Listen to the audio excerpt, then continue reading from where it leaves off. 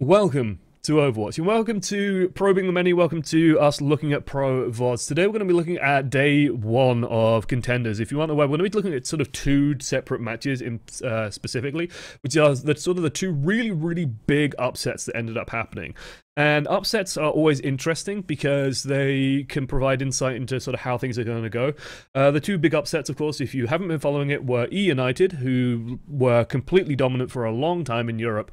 Really dominant, going up against a team called Gigantia, which is sort of like a weird zombie team with most of Ninjas in Pajamas on it. They sort of came out of nowhere, and eUNITED lost. eUNITED looked sloppy. And it's not that difficult, and so we're not going to spend too long on eUNITED about why they lost, how they lost, the stuff that went wrong. It wasn't really a big sort of shock to see that they lost, but we are going to talk about that. And then we're going to talk about Rogue. Rogue losing to Envision, which is where Christopher is currently residing, Big Chris from Team GB, so it was nice to see Chris doing so well. But yeah, like, it was kind of a huge shock to hear that Rogue had lost, because Rogue were meant to be the super dominant team, the super scary team, and I think, honestly, in my heart of hearts, I think Rogue have been slightly overestimated. Don't get me wrong, they're a solid fucking team, but the meta's shifting. They've had, like, moments where they've been on break. Things are changing. People have figured out Rogue. They know what Rogue are going to do. They know how Rogue are going to play. And so that super aggro dive style, the wheels might be starting to fall off it a little bit. They're still going to be like a massive contender once they sort their shit out, but we're going to look at Rogue mostly today. But we're going to start off with eUNITED. And before we begin, like, the chat already heard me do this a little bit, the Twitch chat that are watching me live at the beginning. As we're just going to hit play on this. Let it run in the background a little bit. Just talking about, like, analysts on the desk, because poor Reinforce is taking a bit of a hammering on the desk. Hey, Randy. Thin one and one amongst the many. Since I'm not at Gamescom to buy you a drink, Nice. take this to buy yourself a beverage of your choice. Oma love less than 3. Damn straight. I will. Much love, my man. Like, poor Reinforce has been taking a hammering. His predictions have mostly been wrong, but his predictions, like, in general, have been okay. And usually, like, the interesting thing about predictions, is this. They're allowed to be wrong. They're predictions. And so, no one would think you'd be stupid in seeing that Gigantia are going to play eUNITED, and you go, eUNITED are probably going to win that. And suddenly, it's like, hey, okay, well, why do you think that? It's like, well, eUNITED look dominant, and so on. And then eUNITED go ahead and lose, and then you suddenly have this interesting thing to talk about on the desk, and that sort of fills out the desk segment. It was Thorin that sort of first pointed this out, because, especially in League of Legends, they had this habit of just not making predictions anymore, because they didn't want people getting them wrong. And it's like, a wrong prediction isn't a bad thing. A wrong prediction gives you something to talk about. It gives you something to step off of and explain, and then you can suddenly say, well, this wasn't working, this wasn't working, this wasn't working. And with reUNITED, it's kind of interesting, because reUNITED, if you aren't aware, were a team that were just sort of completely demolished by the World Cup. If I just pause it here, and we look at reUNITED's team, Unfix might have been able to play for Russia, but ended up not. Cruz and Boombox played for Team GB, of course, alongside Hayes, who was their coach. So that was like the final 2 weeks. So Cruz and Boombox basically were spending all of their afternoon scrimming with Team GB. For like that past month, like until the actual week of the World Cup, they were scrimming non-stop and sort of constantly busy. So eUNITED missing 2 players, and its coach probably weren't scrimming during all this time. Morte playing for Netherlands. Actually, was Valitar playing for Spain? I don't remember. I've blanked. But yeah, it's kind of like eUNITED just got completely fucked over by the World Cup, which makes sense when you have like a superstar roster, right? It makes total sense that you have the superstar roster. So for the past 2 months, they probably haven't been scrimming, and so once the UK team got back, I imagine Cruz and Boombox probably wanted a couple of days off as well, just to fucking relax a little bit, because they've been working non-stop. First with eUNITED to get to Contender Season 1, to, you know, win Contender Season 0 and take and all that stuff, and then after that scrimming non-stop with Team GB.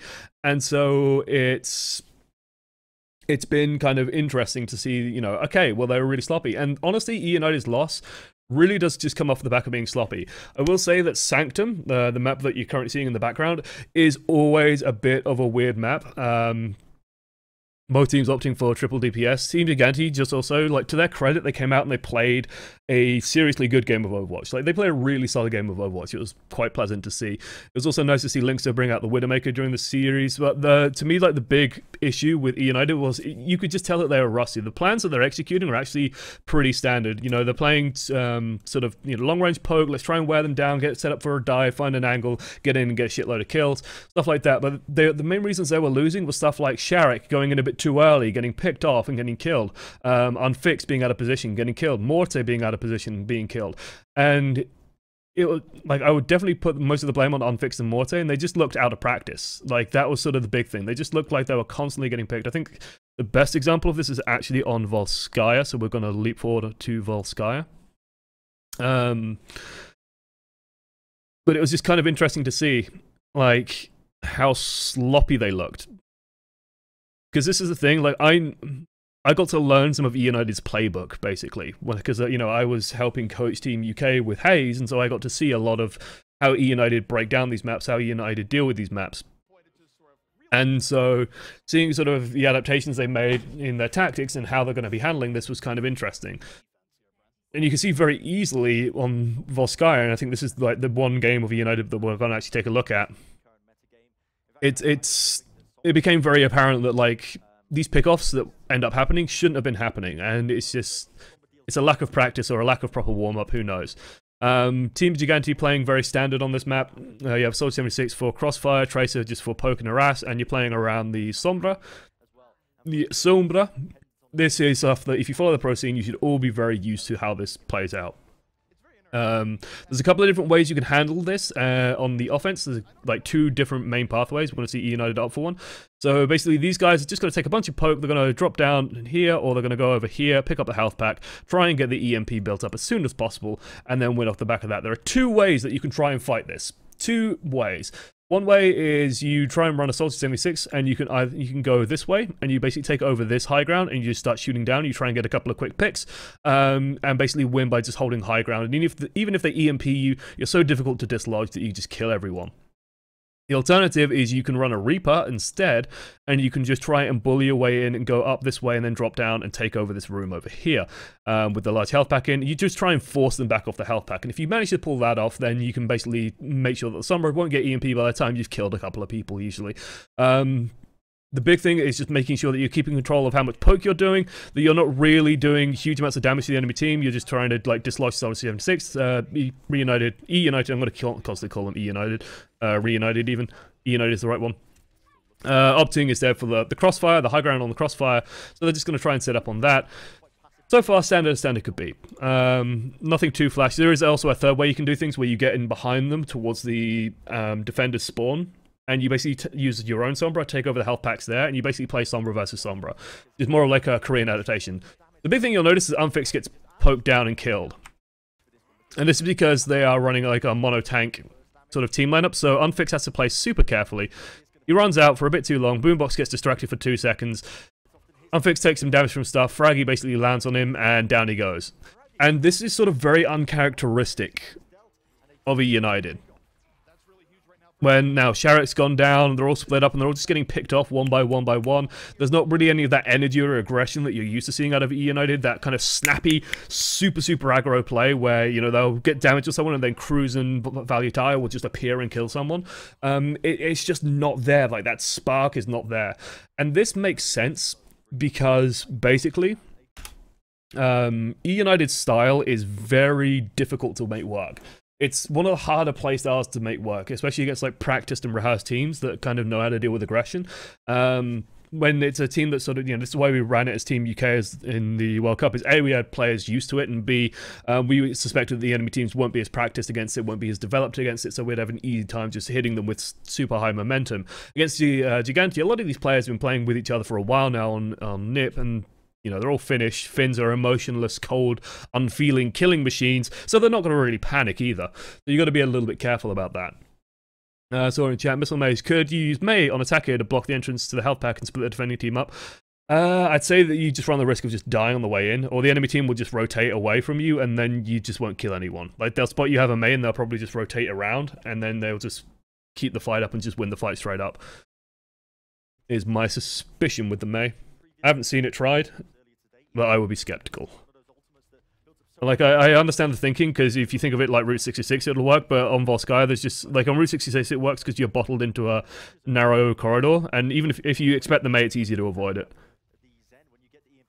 You just reposition somewhere else, and then you just kill them. Okay, this looks more like it. Valitar getting an early kill. Davin trying this hard out. Davin played really well on the Tracer. Davin's Tracer is really good. That was scary. Like this, I love this moment where you can see Unfixed shit himself. Like, it's coming. El Sombrero, she's on her way. So you can see the Trazicator's up there and it's sort of set up for it. But it's weird to me because, like, this fight's gone on this long and we're not seeing a shitload of kills coming out of eUNITED. And this just feels like, you know, they're playing this very, very pokey, slowly catchy monkey style. And they're not really getting anything off the back of it. They're instead just getting split, and then, like, that's uncharacteristic from Unfixed, just losing that 1 versus 1. He's an unhacked Soldier 76 on high ground with a biotic field, and he loses a fight to Shaz, and I think he takes a little bit of damage off Linkser to his credit, but still, like, that's uncharacteristic. That's a bit strange, and it was sort of all these little errors and this little sloppiness that kind of just made all of the difference in this entire matchup. It just made that it was like, ugh. Then with Junkrat in the health pack room, no, they would have infinite EMPs. Infinite EMPs. You would never get past them. You would never kill anything, and they would just constantly heal up. Even post-patch, I don't think that would work. I don't think Junkrat will be a good counter to Sombra. I've been liking the McCree Doomfist that we've been seeing out of teams, especially like when meeting Sombra. There's this myth, and I fully believe this is a myth, that Sombra is a hard counter to Doomfist. Complete fucking fabrication, in my mind. Complete fucking fabrication. Especially if it's Doomfist McCree. Because the Sombra is reliant on appearing behind people and appearing around your team, shooting a ton, and getting a ton of ultimate charge. If that can't happen, then she's gonna slow down and getting that ultimate charge. Sure, Doomfist getting EMP'd is really fucking bad for the Doomfist, but it's pretty bad for a lot of other heroes as well, so I don't like it as this idea of it's a hard counter. It just makes it so hard for the Sombra to try and do anything, because if she appears anywhere, she's gonna get flashbangs, she's gonna get punched, and she's going to die. And that's bad. That's bad. So you can see eUNITED coming in with a shitload of ultimates. They might want to be careful about this one. They're starting to muscle off the point. Beautiful pulse bomb from Valu. Valu is just fucking top tier. This is sort of more what you would expect out of eUNITED. Like, even though Cruz gets EMP'd, he's already set up in position for the kill. Morte comes in with a beautiful sound barrier after the EMP, so he's managed to avoid it.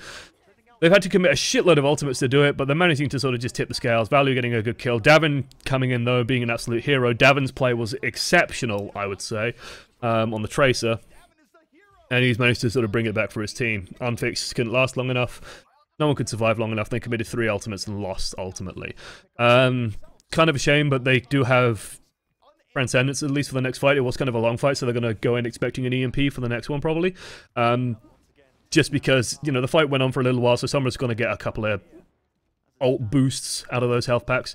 The Boombox might commit super early here with the Transcendence just to make it nice and easy for his team. So they crush them into this little area. There we go. He commits nice and early with it. Doesn't surprise me too much. And then they just need to clean him out using that support ultimate advantage. They've got to do it quickly, though. And again, this is sort of, these kills seem to be just coming in a little bit slowly. But it looks like Unfixed also just cleaned up the point with his visor, and they will just manage to take it during overtime. A lot of work, though, and basically gives them 0 momentum for the next push, while Team Giganti have all the momentum in the world.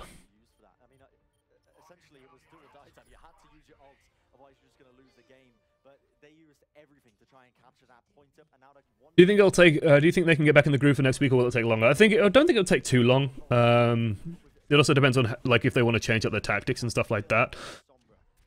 I don't see it taking too long. They just need to, like, get a boatload of scrims down and get a boatload of that practice down, and they should be okay. This was a bit of an interesting EMP. Like, it was clear that they were kind of fed up, but it just feels like a bit of a... It feels uncoordinated. Like, they EMP and there's just... The only follow-up is Davin. Davin's perfectly good follow-up, and then Fraggy commits an ultimate to just finish him off. But I don't know. That felt like it could have been neater. Davin was a bit of a monster in this match. It was nice. European Tracers, man. European Tracers are pretty fucking good. We've been watching in these maps, he's definitely been bringing it to eUNITED thick and fast. eUNITED right now going to have to reset. Only 3 minutes remaining to them. Let's see. Try and make inroads into this final Volsky. Seeing Linkser on the Genji, it made me so happy to see Linkser bring out the Widow as well. Just for the next fight as well, like, eUNITED have a window of opportunity now. Again, they didn't, like, super drag out that fight and barely gave up any ult charge, so it doesn't surprise me to see Cruz sort of going in early with the Dragon Blade here. It's also nice to see that Sharek sort of covering Cruz there as well. That was sort of a nice little move by Sharek to find the Sombra, which makes it easy for Cruz to do his job. So Cruz is just trying to clean up. Good dodge by Davin. And during all of this, Sharek has gone and isolated out the Sombra, just to make sure that if Sombra has EMP, she's going to die before she can use it, or she's going to have to use it under pressure, which is really, really nice for the team. And, like, this is looking really fucking good. This is looking amazing for eUNITED. And then, it's, you know, suddenly we start getting some interesting swaps. Cruz picks up the Reaper. They start trying to get back to the point. EMP comes back up, and then suddenly eUNITED, like, all the wind seems to go out of the sails here, I think. Meteor sound barriers. This was a bit of an interesting sound barrier. Like, I think at this point, again, this is sort of the inexperience or the rust sort of coming back in. It's looking good, it's looking good, it's looking good, and then suddenly, like, all the momentum starts to peter out as the reinforcements start coming back in. They manage to get, like, 2/3. It's a good pulse bomb. And the momentum's there. Okay, they still kind of have this edge, and if they commit stuff, like, immediately, they might get stuff. And then the EMP sort of acts as like a break. And so the brakes on the train sort of cause the problem, because now Sombra EMP just gives them enough time to bring everything back, and the Diva especially just buys enough time to where the reinforcement distances make all the difference in the world, right? Where Team Giganti are just reinforcing super fast, so eUNITED can't get there in time to keep contesting it. Some people, like Sharek's going in, Unfix is running out, now Cruz is going in, Cruz is going out, Morte's going out because they're running from the Diva bomb. They all seem a bit confused about whether they're going in, going out, what's happening. It looks uncoordinated, it looks rough, it looks a bit of a mess. And as a result, hey, Giganti maintain that advantage and have EMP ready for the next fight as well. Welcome to Overwatch, Monsilly. Hey, Dashiana! Less than 3. Less than 3 right back at you, friendo. If you haven't seen, Dashiana does some amazing art on Twitter. Like, well, it's just amazing art in general, but posts a lot of it on Twitter. I recommend just going and following her on Twitter. I think it's just at Dashiana TV or at Dashiana. I like giving Dashi a shout out. At Dashiana. Some brilliant stuff in here. There we go, look. It's like the Widowmaker comic was fucking amazing that she made. Is it just in all of this stuff? I want to scroll down. Like, there's a Widowmaker comic, and it's just brilliant. Absolutely superb. Absolutely superb. So, definitely giving a shout out to Dashiana. Go follow Dashiana if you aren't already. Much love. Much love for the support as well. Right. So, I was going to mention the crew swap onto Reaper. So, the Reaper swap on 2CP is very nice on, like, Anubis and stuff. You generally see, like, Korean commentators call it, like, the Talon comp, for example, where you run Sombra, Reaper. And the idea is the Reaper can get a free Death Blossom if you have the Sombra there, because you EMP and then Reaper Death Blossoms and nothing can kind of stop it. If you're just running the naked Reaper, like just a Reaper on his own, they're clearly hoping maybe to bully out Fraggy, because Fraggy's known for being very aggressive, or just get, you know, Cruz on the point and just fighting the point. But on Volskaya, like, Volskaya is a point that is basically like a gladiator ring, right? The actual point for Volskaya, we'll do it in blue, is a big old square, and it's got the nipple in the middle. Let's draw the nipple. There's the nipple in the middle of Volskaya. And then around the nipple, you have like a bridge here, and then there's like a wall bit here. And then a bridge here, and like a wall bit here. And then there's like a platform over here and a platform over here. And so you have all this high ground surrounding the area, and you usually have like a Soldier 76 up here, or Zenyatta up here, or, you know, running around in this high ground area shooting down on it, where Reaper can't really do anything to impact them. It's very easy as well for Winstons to bounce up and down. It's very easy for Divas to bounce up and down and all that kind of stuff. It's very, very easy for them to just avoid where the Reaper is. So, yeah, I don't like the Reaper pick here on its own, especially, and even with a Sombra of their own, I still think the Genji would have worked better. Cruz is a world-class Genji. He's absolutely a world-class Genji. He's all right on the Reaper. He's functional on the Reaper, but it's not his Genji. And as much as he likes to rebel against being called a Genji main, his Genji's great. Like, he can win games with it. And so I think they're just leaving themselves like a little bit vulnerable here against the D.Va with nothing to shut it down, and I don't think Cruz is going to do much of anything. Although, hey, look, Fraggy's being over-aggressive. Fraggy is known for his Reinhardt, if you aren't aware. He's known for just playing Reinhardt and charging at people and killing absolutely everyone.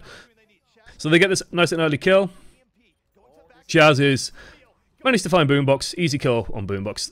That was a very, very bizarre trade, though. Like, I don't really like that trade, and I think this is where they end up losing control of the point. I think eUNITED do manage to take this. Because what ends up happening is Unfixed can just stay on the high ground and just run forward with Tac Visor and kill absolutely everyone. And it's like, sure, you get Boombox, but everyone else can use all their resources, and that's fine. And Boombox then comes back on the Doomfist, that's right. I remember this. Because now we get the Doombox. This is why, I think yesterday I was mentioning, rollouts from Spawn. If you compare how fast Zenyatta leaves Spawn to how fast Doomfist leaves Spawn, it's pretty quick. And there we go, and they managed to flip it, like at the last possible moment. Like, if we look at the start of that engagement, I think this is Shaz doing too much or not trusting Davin enough. We want to be all the way at the start of the fight. So, about here. Okay, let's set up this fight. Let's set up this fight in terms of what's available to them. Boombox is on 88%, so what, like 88%, 90% is enough to think that Gigante probably suspect that, hey, Boombox has his ultimate available. So they know that, disabling Boombox is a victory condition here. If you know that that's the case, why isn't Davin hunting him down? Like, why isn't Davin setting up something just to get a quick gank on him? Why is it Shaz with the EMP going all the way into the backline trying to find this kill? Braggy sort of threw a little bit and is just coming out of spawn right now. Zappis is getting demeched. The scary thing for Gigante is Unfixed here. Like, I really think Unfixed is sort of an underestimated threat here, and the fact that, like, all three DPS are going to be able to use their resources is actually enormous. And so he commits the EMP, and I think he might even get Unfixed. This is why I wish the UI would show, but it doesn't matter too much. But it does mean that Cruz can just get onto the point, which basically means that he strips off most of the sound barrier, especially off Big Goose. He's not a player I'm familiar with at all. He almost goes down, but during all of this, Unfixed is being sold to 76 on the high ground. He's just sat in the back, just shooting. D.Va's not there, or unable to stop Unfixed just running in, killing everyone. And so Unfixed just gets there and starts killing people. You see Cruz swap to the Sombra, very quick rollout, and Boombox swap to the Doomfist, again, very quick rollout. Morte is allowed to stay alive for a super long time because there's just no focus on him, so he gets the sound barrier out, and they manage to get there in time and just... And then suddenly, you're fighting into a Soldier 76 who's just had free farm. Like, he's got 50% of his fucking ultimate again, which is kind of nutso. Because he's just used it, and he's just stood back and just free farmed, like, shooting people without any pressure. Boombox comes in, gets an instant kill with Doomfist, and hey, feels good, man. Again, all of this is just because... Like, eUNITED could have done that push earlier, and the fact that they used all of their time is kind of shocking, because... And it just came off the back of, people getting picked, people dying too early, Sharrett going down first in a fight, Unfixed going down first in a fight super quick. Little sloppy positioning mistakes that left them sort of in trouble. In a lot of trouble. And this was happening all throughout the series, and is sort of what caused the problems.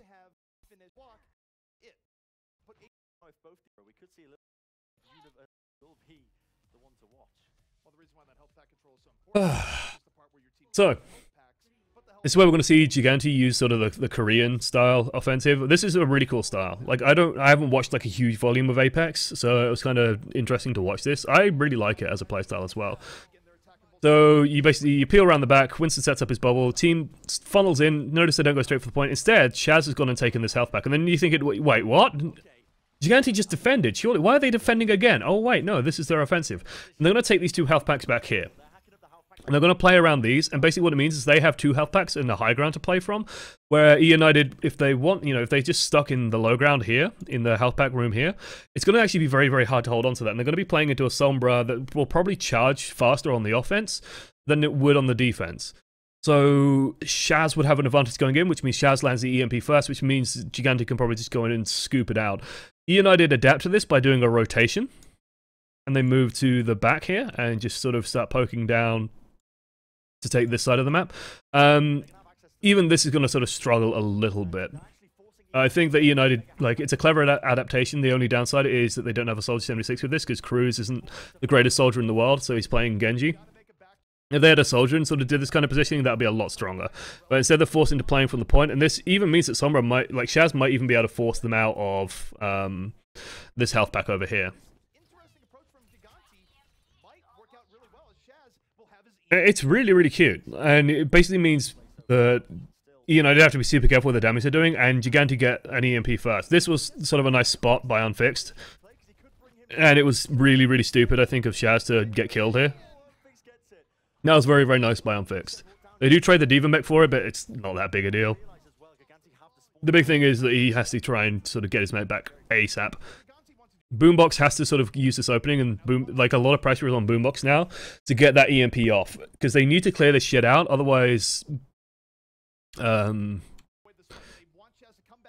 basically Shaz can come back in and just clear them all out. The downside for Shaz is that he's going to be coming, like, the teams are split past each other, so it's like attacker spawn is over here, point is here, and then defender spawn is over here. Ooh.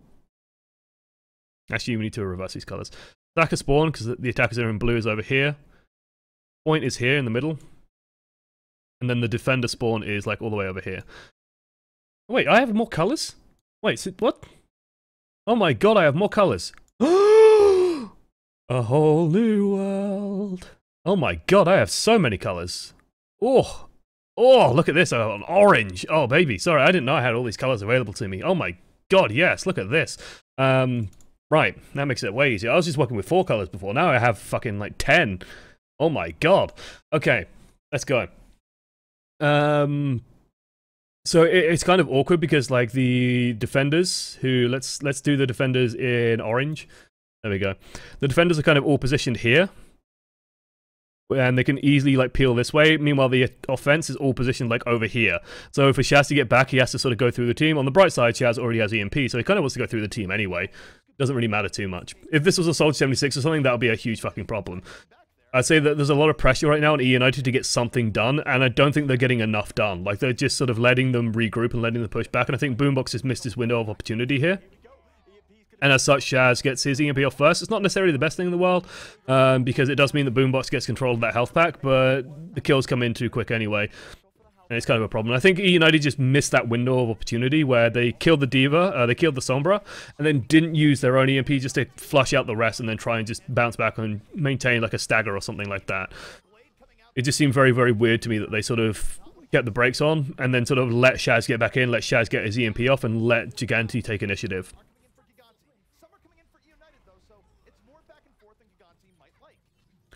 Going back and forth? What a caster says when he has no idea what the outcome of the fight's going to be, and being fair, I would have no idea what the outcome of the fight's going to be. At this point, it's basically a matter of who commits more, and also Gigante has spawn advantage, so the longer this fight goes, the better it is for them. Morte doesn't get his sound barrier off. Why doesn't Morte get his sound barrier off? Where is he? He's just coming on the point now. Offense uses sound barrier, Morte just gets focused down. He's not hacked or anything, I think. He might be hacked because you can see the thing on top of him. Yeah, I think Sombra hacked him. I think Shaz got him. Because you wouldn't see that ultimate icon on him otherwise, would you?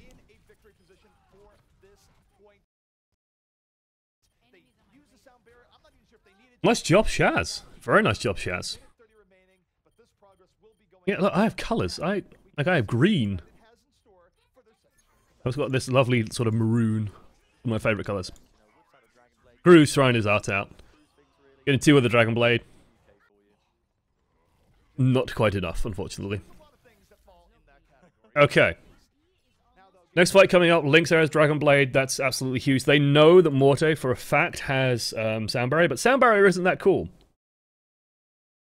Sound Barrier, really not as fucking cool as you would expect. Why isn't Sound Barrier as cool as you would expect? This man, Shaz. Oh, look at that maroon. EMP. Greater than Sound Barrier. Because it destroys it instantaneously. So all Gigante need to do, and they know that Boombox, because you can press tab and you see, hey, Boombox is still on Sombra. So if we just dive and we just force Morte into a shit position where he has to use Sound Barrier and then just EMP it, Lynxer can just kill everyone. Easiest game plan of your life. Like, it's not even hard to figure out. Unfixed has to get the bomb of the century and has to hope that he doesn't get hacked, and Morte has to just try and survive as best he can. Davin's, I think, keeping an eye out for where Boombox might be. Unfixed throws out this super early bomb. What sparked the bomb? I don't... He sees people walking forward, but no resources have been committed, and he just throws a bomb. That can't happen. Even worse is Shaz gets Boombox. Oh dear. And it's like, oh, they don't even need to use these resources yet. Now Lynxer is rolling a Dragon Blade and he's looking for something somewhere, I think. Or he's dead. Lynxer not lighting up the kill feed, but I'm sure did work somewhere at some point. But it's not huge errors. Like, this is sort of the saving grace for eUNITED. It just looks sloppy. And then the respawns start coming back in. I think Lynxer died very early on. I wasn't watching the kill feed that hard. But I would expect more out of him. Yeah, it's like sloppiness. It's just like little mistakes, little errors. Boombox getting picked. Unfixed throwing off a random ass Diva Bomb. Like, you saw people walk forward, throw a Diva Bomb, then they'll just walk backwards. They hadn't made any commitments. Lynxer swapping onto the Doomfist. We're still figuring out where Doomfist exactly belongs. Is Doomfist good on this map? I think he should be alright on Volskaya. Lots of ground he can sort of putz around with it. You can also very easily sort of take a flank route with him. You can get around behind the enemy team quite nicely, so you can get to where Davin is now as Doomfist super easily. It's actually very, very powerful to go that route. And they're still focusing on the Sombra. Still Sombra on Sombra. Morte still holding on to a Sound Barrier. Let's see if Morte ever gets the Sound Barrier off. Kills Davin. That's actually huge. Lynxer not going to commit any resources here. Almost kills Morte. Almost gets him. Doesn't quite finish him off. Shaz just going to get out. Lynxer got a good bit of ultimate. Still didn't really make too much happen. Cruz, I think, had to use a Dragon Blade there. And I think Sharek used Primal Rage, which is okay. Yeah, Cruz Dragon Blades. Like, that's going to put an end to that fight. And then I think Sharek... Did Sharek use it? No, he just lands on Diva and kills Diva, apparently. Knocks Diva off, even. If the Diva dies first, before the mech, that's a knockoff. So Sharek still has ultimate. Nice.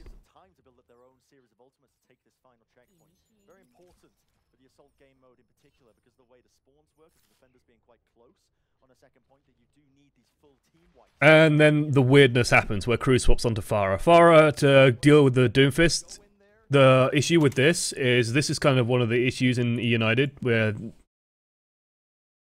Like... Unfixed is a world-class Pharah. Unfixed is a Pharah that you can respect Unfixed's Pharah. Like, it can do the job. Cruz is not known for his Pharah.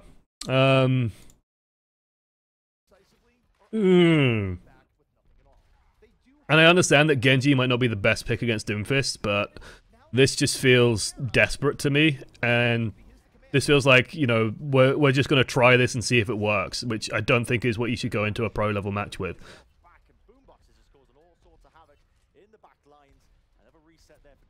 Sharek remains a god, manages to get Zappis gone. I think Zappis was resetting there.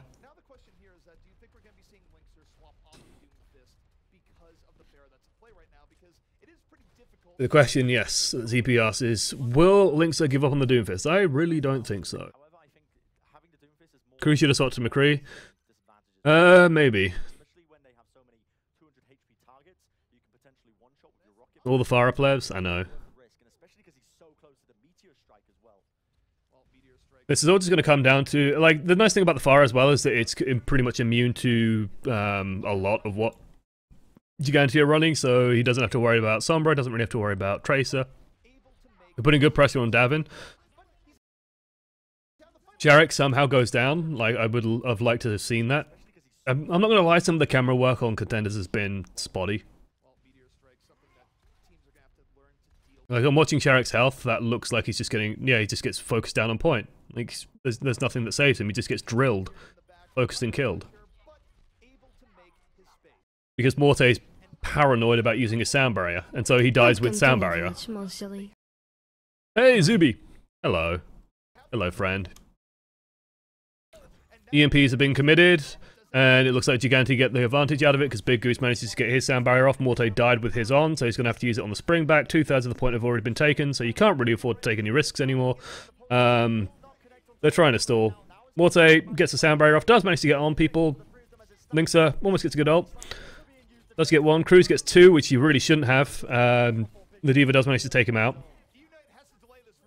That's a really nice bomb location. I don't know if it's intentional, but I thought that was really cute. It still hits everything on the point, like, it still hits everything on the point, but it also hits stuff on the high ground as well. I think that's kind of cute. It'll clear the point no matter what. It might be, like, that's more of a bomb, I'd say, if you're trying to just take the point. Otherwise, you just leave it on the floor, because that means that they can't use the entrances. Would be nice. And this just looks like Gigante are now solid on the point. And there we go. And so ZP, like, is doing a good job of explaining why this is so important. That they managed to get it before they enter this final minute. If they get to like 57 seconds, I believe the way it works is time will then get added on, and so then eUNITED will get bumped up to 1 minute, and these guys will have 2 minutes. I believe that's how it works. If this doesn't drop under a minute, then basically Team Gigante will have their final attack, and that's it. So now eUNITED are completely playing for a draw, which sucks. And Gigante are playing to win. What are your thoughts on the road games? We're going to go to those after this one. And so they have like a minute 12 to take the first third on Volskaya. It's actually not that simple. So they're not going to opt for the Sombra strat, although eUNITED are on defense. I was actually super curious to see how they're going to handle this. And they're going with an Ana strat, so they're clearly just trying to dodge the EMP, because Ana doesn't really give too much of a shit. And basically, especially if you can get like a fast Nano Winston or a fast Nano Visor, then you can just clean up. Like, I was super curious, because I was thinking, you know, how are you going to handle this where you have a minute to take the first third? Well, one of the cool things about the Sombra strat is that you can honestly just run onto the point, and the enemy team are going to have a hard time just fighting you directly. Like, they have to sort of evade and be off the point. So you can generally sneak the first third like that. But instead, they're just going to try and opt for, I think, for the high ground strat. They're going to just force Cruz back, and then try and get the Solid 76 on the high ground, and eUNITED don't have a great answer to deal with that. They just sort of relying on unfixed, and because eUNITED don't play Tracer Diva, Tracer Diva Soldier, they're aware that the high ground is kind of a safe place to be. So now they can just sort of force on the point. They've got Soldier 76 set up on the high ground, and this is sort of what I was talking about, you know. These guys don't really want to be on the point. They want to get off and get onto this health pack, but every single time they do, the point should be ticking up, and it's going to be very, very hard for them to stay on there. So like Morte, I think, ends up getting stuck somewhere, and gets isolated by Fraggy. Like, yeah, Morte ends up, I think, down here, and it's like, he cannot be here. Because he's just, like, the dive just gets on him. Fraggy spots him out, and then Davin, Fraggy, and Zapis all just focus him. 5 months now and still a pleasure. Do you have your own location at Gamescom? Ha! No. No, God, no. I'll be around the Blizzard area. If you're around the Blizzard area and if you see me at Gamescom, just walk up and say hello. Trust me. I'm not going to be too busy, unless I'm, like, hanging out with Sty in his little pinned off streamer area or something. Then you might want to hold on for a second, but yeah, just say hello. I warn you now, I'm an awkward nerd in real life. And there we go. And like, even though the EMP gets off, it was just nicely done by Gigante. They just get Soldier 76 on the high ground, eUNITED don't remove the threat, Morte ends up out of position and just gets picked off, and it's kind of bleh.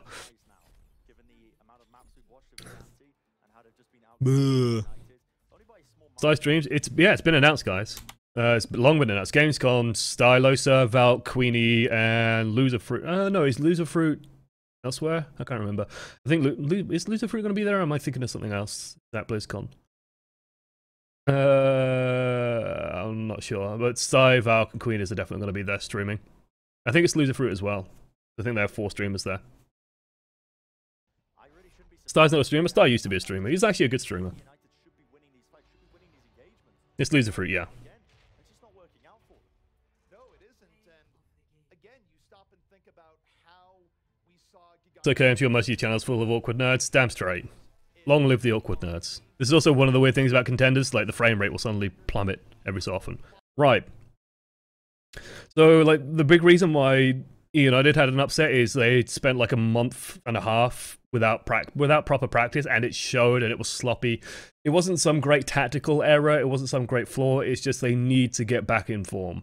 They're just a bit out of shape, got a bit winded, a little bit caught out. And yeah, they paid the price for it, it makes sense. But Envision versus Rogue. This was a shock, because Rogue have no fucking excuses. Rogue were one of the first teams to play in the World Cup. Rogue had been playing in the World Cup ages ago. So yeah.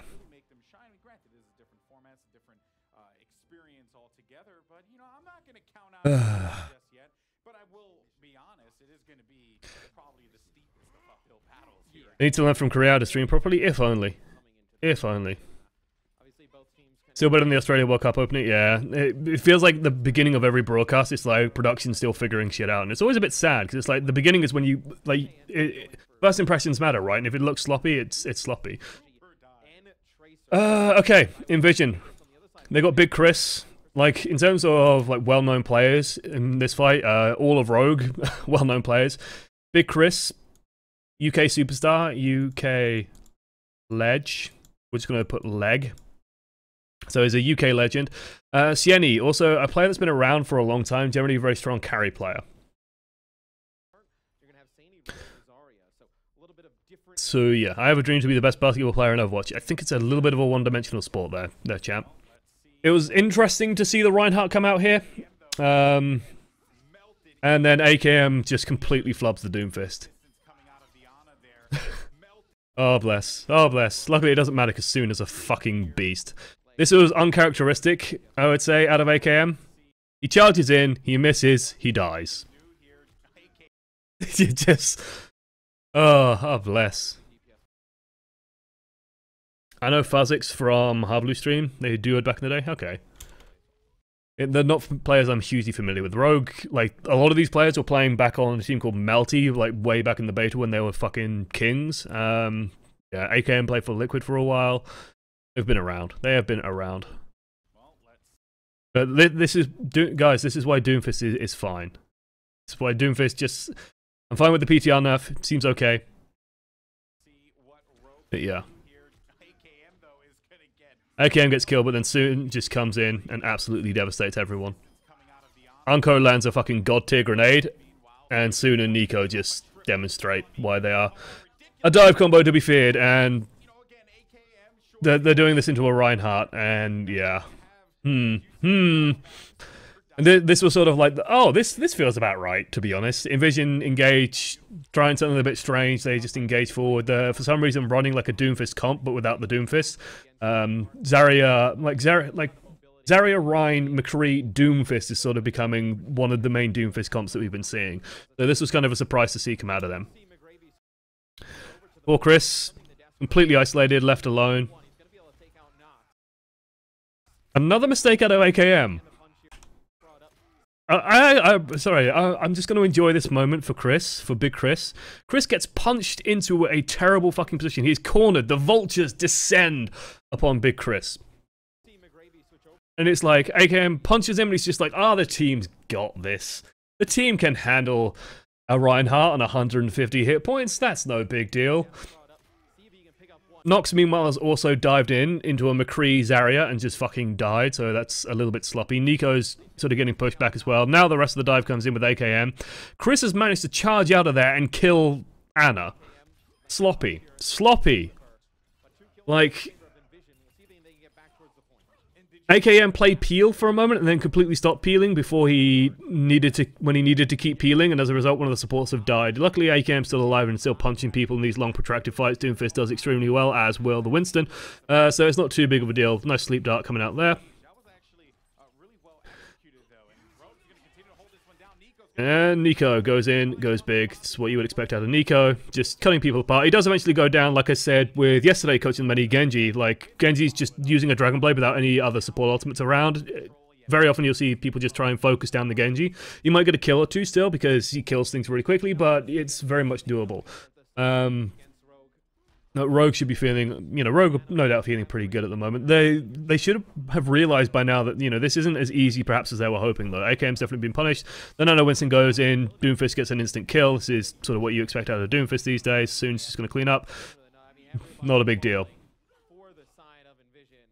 That was a one ultimate team fight. Rogue just sends in Nox, no problem. Also, on pros not being able to play the game without spraying over 2 seconds, they're fidgety people. This is really nice by Soon. I love plays like this. Sometimes it works, sometimes it doesn't. When it works, it just wins you games. In Team UK, we call this maggoting. Because he's being a little maggot. And basically, yeah, you send the Tracer on a flank and you just hide them. And then as the team pushes in, the Tracer just zips forward and puts in a bomb. This is like a really good play if the enemy team has support ultimates and you, if the enemy team has support ultimates and you know that they have support ultimates, then you can do this play as they come in just to try and make sure that the team fight is easy. It's going to be a little bit hard to get off because there is a Zarya there, so the Zarya can always protect whoever gets bombed, but it's still like a really effective thing to do. And you'll see good teams doing this quite a lot, where if the enemy team is coming in with support ults, they'll come in and they'll just try and get something done. It ends up splitting up the team enough for at least McGravy to come down. Sieni gets a bomb, gets a grav down, but nothing really comes of it. I think it just gets Nox, and AKM just lands on top of it anyway. For some reason, AKM jumps into it because Fazix jumped into it. Bit sloppy out of Envision. Like, Sieni a bit quick on the trigger and not enough follow-up off the back of it. But this is kind of what you'd expect. And hey, the point got flipped. Lol. Doesn't matter at all. So you're the chat at this point. Actually, because we're on... can I just do this? Doesn't matter. Because we're on this. Hey, look, the chat's spamming C9, C9, C9, lol. C9, C9, C9, C9, C9, C9, C9. Who gives a shit? Who gives a shit? Rogue don't give a fuck. Rogue don't care. And then they pause because Sini's rage quit. But Rogue don't give a shit. Why would Rogue give a shit that they flipped the point? They just killed everyone. Beautiful casters. Golden Boy, Mr. X. Golden Boy seems like a lovely person. He also comes out with like the weirdest fucking statements. Like I think he called Doomfist like Snuggle Bear every so often. Yeah, like the game resumes and Rogue don't give a shit. Rogue don't give a shit. Like, sorry. Not spamming C9 even hard for the actual C9 match. Well, yeah, I mean, the actual C9 match actually featured some C9s. It's nice to see C9 living up to their brand. Not all doom and gloom for the new C9 roster. They just needed, like I remember right, they just needed like finesse more than anything. They just sort of lacked it. Nevix looked good. Nevix generally looks good. Yeah, chat spam C9 whenever a round is finished. What was funny, I think it's XQC, the Z9, like the Z9 emote that people spam, and it took me a long time because I read it's like Z9. What the fuck is Z9? Z9? What? And then it's like, oh, Z9. Okay, that makes sense. It's just like, you know, #1 British problems. Hey, Fazix has learned from Boombox. Like, honestly, this is something that tanks are going to need to fucking appreciate, or just DPS in general, everyone's going to need to appreciate, which is coming out here. There is going to be a Zenyatta spamming this way.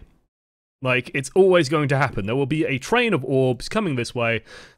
AKM gets hit by something, and then gets hit by something else, which namely is Fazix's balls, and down it goes. This is a really fucking good start for Envision, because that means they can just muscle forward. They know the enemy team has less DPS. They just muscle forward, take control of the courtyard, no fucking issue, and then they can peel back onto the point and take it.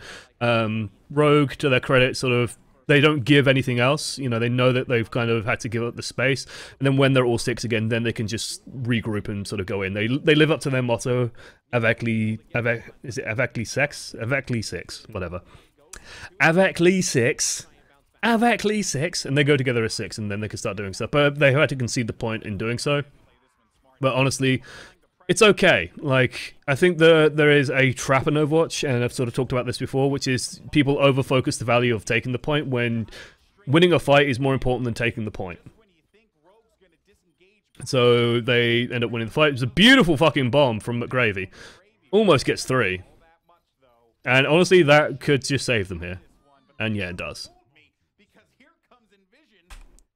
Sloppy by Rogue. Bad positioning. Let me... is this worth doing? I think this is worth doing. Let me find YouTube. Cyanide spacing. Does anyone just have the clip on its own of Cyanide talking about spacing? I don't think they do, which is unfortunate. If you aren't aware, like, one of my favorite YouTube channels is Soviet Womble, and one of the people who play with Soviet Womble is a man named Cyanide, and he teaches people in armor about spacing by just throwing a grenade into a whole bunch of people all stood together, and they all end up dying, and that's kind of what ends up happening here. Let's learn about spacing, ladies and gentlemen. Tracer runs in, everyone clumps up, and even the Winston sort of takes part in the ragdolling, just for fun. I love Soviet Womble. Like, I take a lot of my... Like, when you see me edit a video together properly, I take a lot of cues from Soviet Womble. That was game-saving. Like, that was absolutely game-saving from McGravy and should never have happened.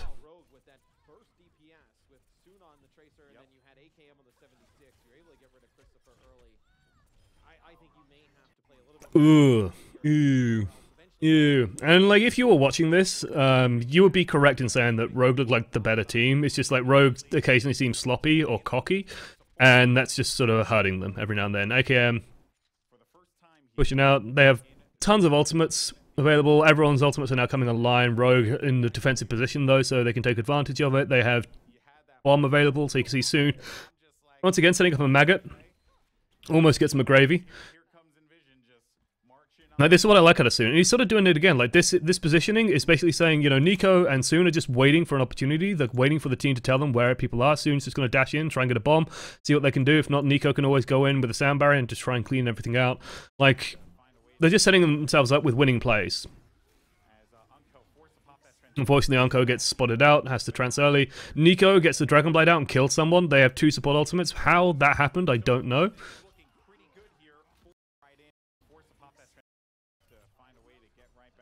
How? What the fuck? Let me turn up the volume. I want to hear if it's "Let's break it down." So let's see. Let's see. Hold on. That shouldn't happen. That should not happen. That's just sloppy. That's bad out of Envision. They have 2 support ultimates, so someone dies to a Dragon Blade.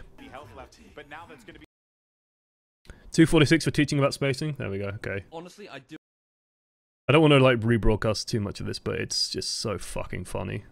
There it is.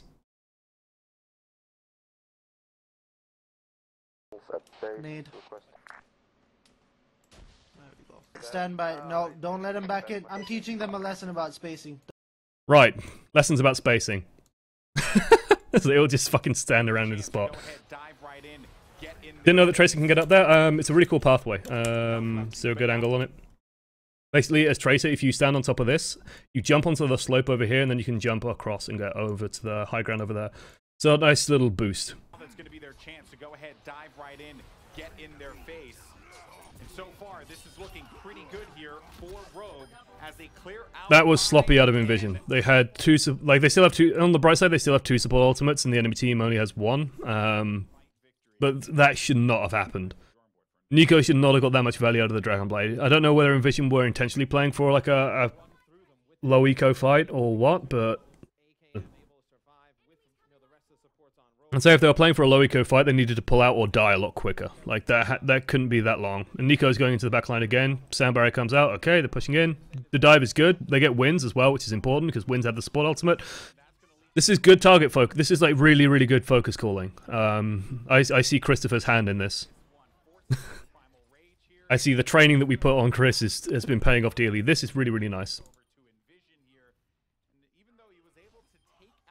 Maybe they agreed on a dry push. Yeah, the issue with the dry push is you got to do it quick. But this was super nice. They knew that, hey, Unco had used ultimate, Wins had not. They spot Wins.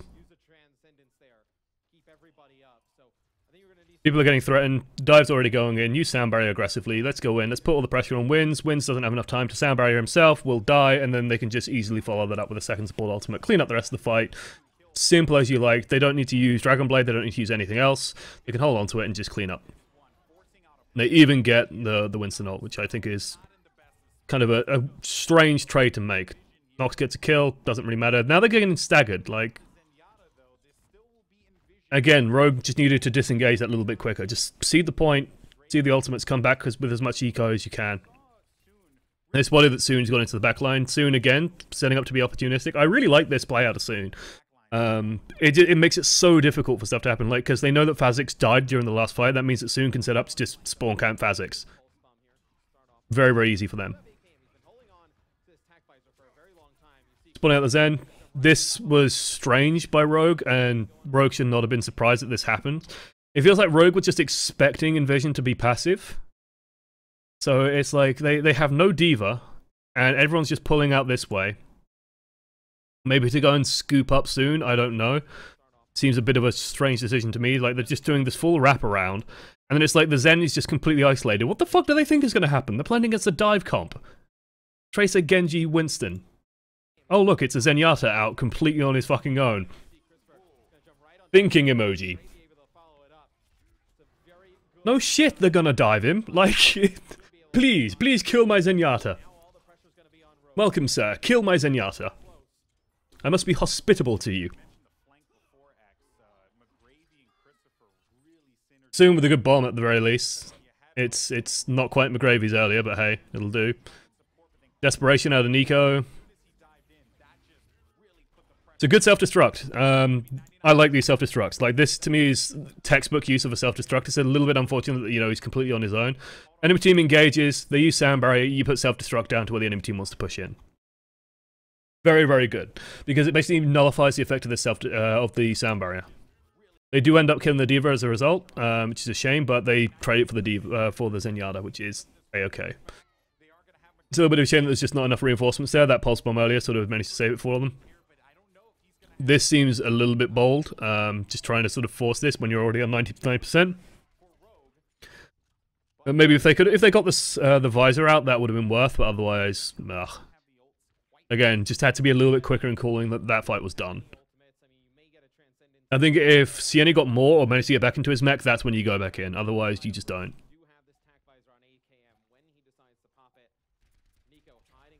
That might have just been a flow of information problem. Like, Sieni didn't tell them how many people were there, all that kind of stuff.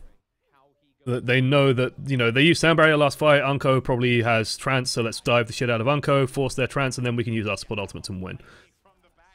They use their trance first. Unco's already used his. Okay, now fire just sets up easily. Good sound barrier. Sets up the team. Should be an easy now. Should be like an easy win off the back of that. Especially if Jarro stays alive and gets his Dragon Blade, that should just definitely be the cleanup. Big Chris, lighten up the kill feed. Finding targets. Phasix still alive. Actually quite nicely done by Sieni on the D.Va, just protecting him, keeping him alive as well. Good stuff out of that. Making sure that the Zenyatta stays alive in the long-term fights. It's always very valuable. Zenyatta super high value in fights. Very high damage. Powerful debuff, powerful buffs. Very, very important.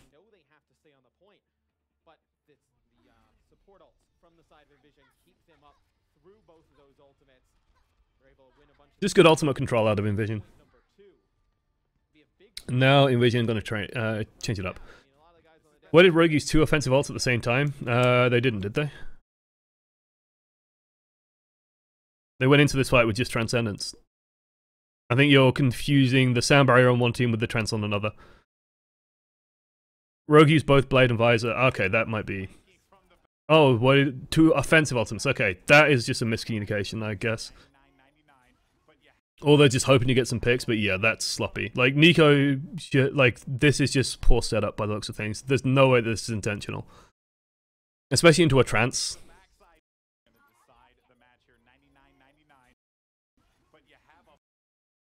Like, that Dragon Blade, Like, both of these should not have gone off at the same time, basically. This, if I had to guess, Rogue have just been really, really, really bad at keeping track of the support ultimates. Because if they have, then they know that this is instantly going to get countered by something. Like, either one of these is going to be fired off at this point. And so firing off both of them is just a huge error. Yeah, you're very right to point that out as being just a massive fuck-up. Because if they kept a hold of, especially like Dragonblade, because, you know, they're fighting against the D.Va, it's a lot easier for them. I mean, the odds are still that either Nico or AKM would have died long before the support ultimates wear out, but they would have had a way better chance of doing stuff. So yeah, Rogue kind of throw. But that's the thing, like, Rogue looks sloppy, and I don't know whether they've got arrogant, or they've got, they've been cocky, or what, but they've looked sloppy. Like, just a little bit of tightening up here and there, and I think they win the entire series here, no problem.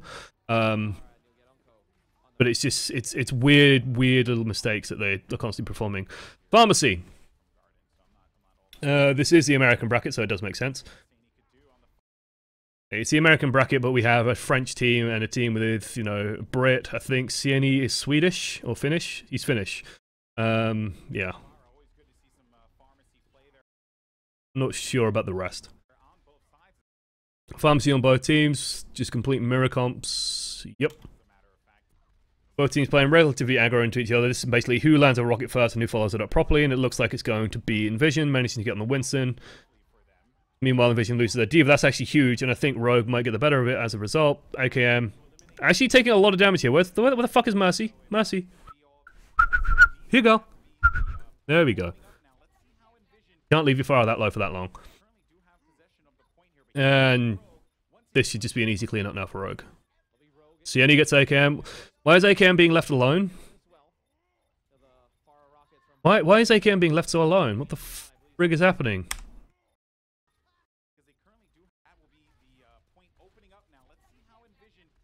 This is just bad pharmacy from Rogue. Like, basically, Unko is having to do too much, Wins is doing too little. Well, Unko's trying to do too much. Like, Jenny just lands 2 direct rockets, okay, that's fine, but like this should be cleaned up nice and quick. And what surprises me is this, like, you can see Sieni has the support here. AKM, I don't think had much at all. Beautiful bomb from McGravy. Now Sieni should have free reign in the sky, should just be cleaning up. See rockets flying in from both sides, he's just ignoring them. If he gets rid of the D.Va, that's actually huge as well. Like, the big factors in this game are the D.Vas and the Pharahs. And the Tracers. The Tracers are the agents of chaos. Sieni gets a shot on soon, no problem.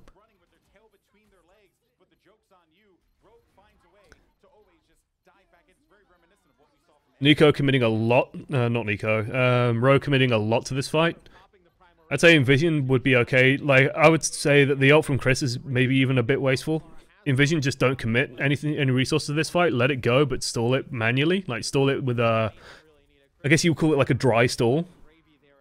Don't use any ultimates, just keep it ticking up for as long as possible, but don't commit any resources, because they used everything just to take it. So then you can use everything just to take it back, and then you're just going to keep on ticking up that advantage. Yeah, Rogue just looked messy. I don't know if Rogue have a coach or not. Or if it's just like the players coaching themselves. And if it's the players coaching themselves, that would make a lot of sense to me. Envision going in.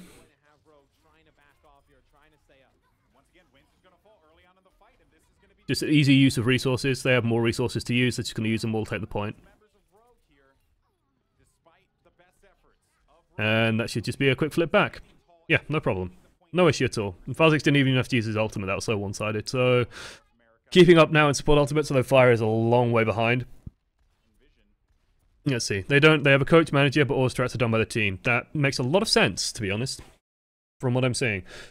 Like, Rogue's individual plays are very, very strong, but it's like the macroscopic play, or like the play across the entire match, just looks a little bit sloppy. Makes me feel more alive. Hey, Red Aaron. Is that a 5? Oh no, that's the equalizing decimals. Nice love. Unko with a super fast res on AKM, bringing him right back, bringing back Chris. Chris, naturally the carry of the team. Being a British Lion, of course he's the carrier of the team. Makes complete sense. Nico. Right, again, like, this is just Rogue slamming in with absolutely everything, and Envision can just do a dry stall all over again. Just dry stall it, and just keep it ticking over, keep it ticking over, keep it ticking up. Let Rogue use everything they can to try and take this point, and if you can get that fucking sound barrier out of them, you will be laughing, Envision. And hey, there's a sound barrier out of them. I think that Sieni didn't need to use that barrage at all. That was completely wasteful. But yeah, these dry stalls... Like, now, seriously, Envision, stop fucking fighting. All you are doing is giving them ultimates. All you're doing is throwing away this game. Stop fighting. Like, you might be able to win this by sheer brute force and by sheer dumb brute force, but you could have just cleared off and then just come back in anyway and won it. And that would be way safer. Because what scares me about doing that is... Let's see. Let me actually write this down. Let me get a thin pen. So that's 88, 89, 43, 60, 78, and 54 is where they end it. Okay, so these are the ult charges that they end on. And let's go back to the start of this fight. So AKM has no ultimate. Nico uses his. Nox uses his. I think Soon probably uses his pulse bomb during this fight as well. Has to, yep.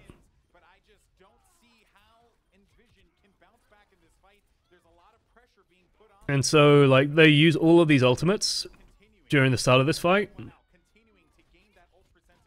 And the issue I see is that if they don't win this, like, this is going to be an ultimate, this is going to be an ultimate, this is going to be an ultimate, this is probably going to be an ultimate by the time the next fight ends. It's giving Rogue a door. And I don't like the idea of giving Rogue a door. Like, if you finish the fight now, they're not going to have anything. They're not even going to have a D.Va. Like, D.Va's going to have to... D.Va will probably manually build. Hey, Elias. Oh, God. Hi back, baby. I am front, baby. Okay. You're all babies. God damn it, guys. That's actual money. I want to remind you. This is actual money. You are donating. Thank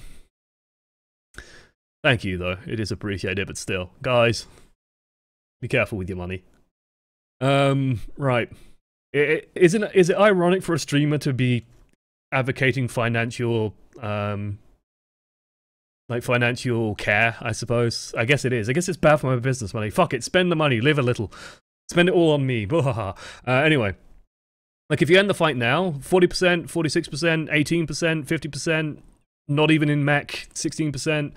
You come in with a sound barrier, you come in probably with a res after the sound barrier is done, pulse bomb, D.Va bomb, you would have a barrage, Cassini wouldn't have thrown it all away, you might even have a primal rage. Like, so much advantage. The ultimate economy is completely this way if you just let this fight go now.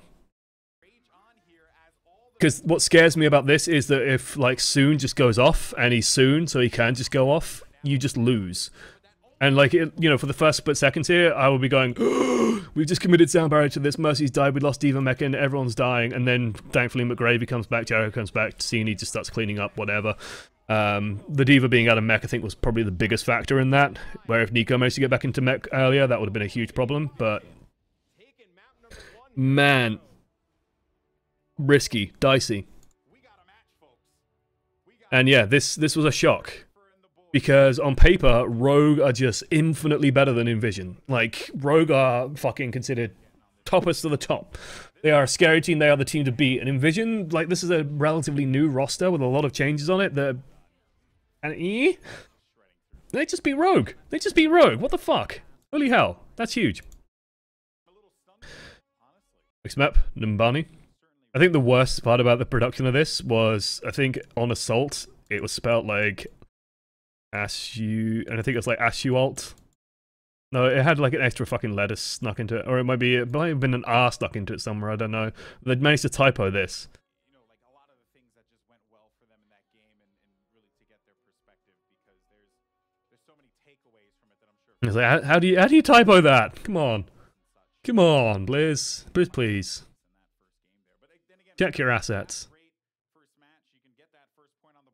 I remember last year when Rogue was the underdog. Times change. Do you pull yourself up by the bootstraps here and Like, Rogue had got into a favorable meta, they went to Korea, they had a really, really brutal fucking group in Korea, which is a shame for them, but they got a lot of good practice out of it. They came back, Super Saiyans, and looked good. Envision going to be running the pharmacy on Nimbani, not too shocking. It's definitely a viable strategy to make work here. Otherwise, just setting up a standard dive, using a pharmacy as well. Going into the high ground, buying the time, going to go in, look for the targets. They do a drop back, but hey, it's really easy follow-up. Then one and one amongst the God's many. sake. This that $5? monopoly money, right? I think that's $5. Like 3.87 is actually $5, which shows how bad the pound is, Jesus. Thank you. Thank you for the donation, however. It is appreciated. Feel free to ask like actual questions with the donations, by the way. One of the benefits of a donation is it grabs my attention, you can instantly ask something. Good use of it. Sieni. Free skies, free open skies. Like, it was just a good first dive off them. It would be nice if they had a little bit more on the point. There we go. Now they're moving on to the point. But yeah, like, this was just a nice little dive off Envision. And Rogue just, like, they're not playing a diva, so this is easy for Envision. And I think Rogue need to change. Like, you cannot run into this with just a Soldier 76 and a dive comp. Because I think Sieni's just going to dive them every single fucking time and kill the shit out of them. AKM's legendary hit scan, but he's fighting a diva. It doesn't matter how good you aim if there is a fucking diva. And they get 2/3. Look at the donation amount. Oh my god. It's over there. That way. There we go. All the 8s. Beautiful. It has actually covered a good chunk of the Gamescom trip. Not all of it. Definitely not all of it, but it's actually managed to cover a lot of it. So thank you guys. It has enabled me to go to Germany. Next one will be an aid of the BlizzCon trip, which is going to cost even more. Unless I can nag Blizzard into giving me some support. Who knows? We'll figure it out.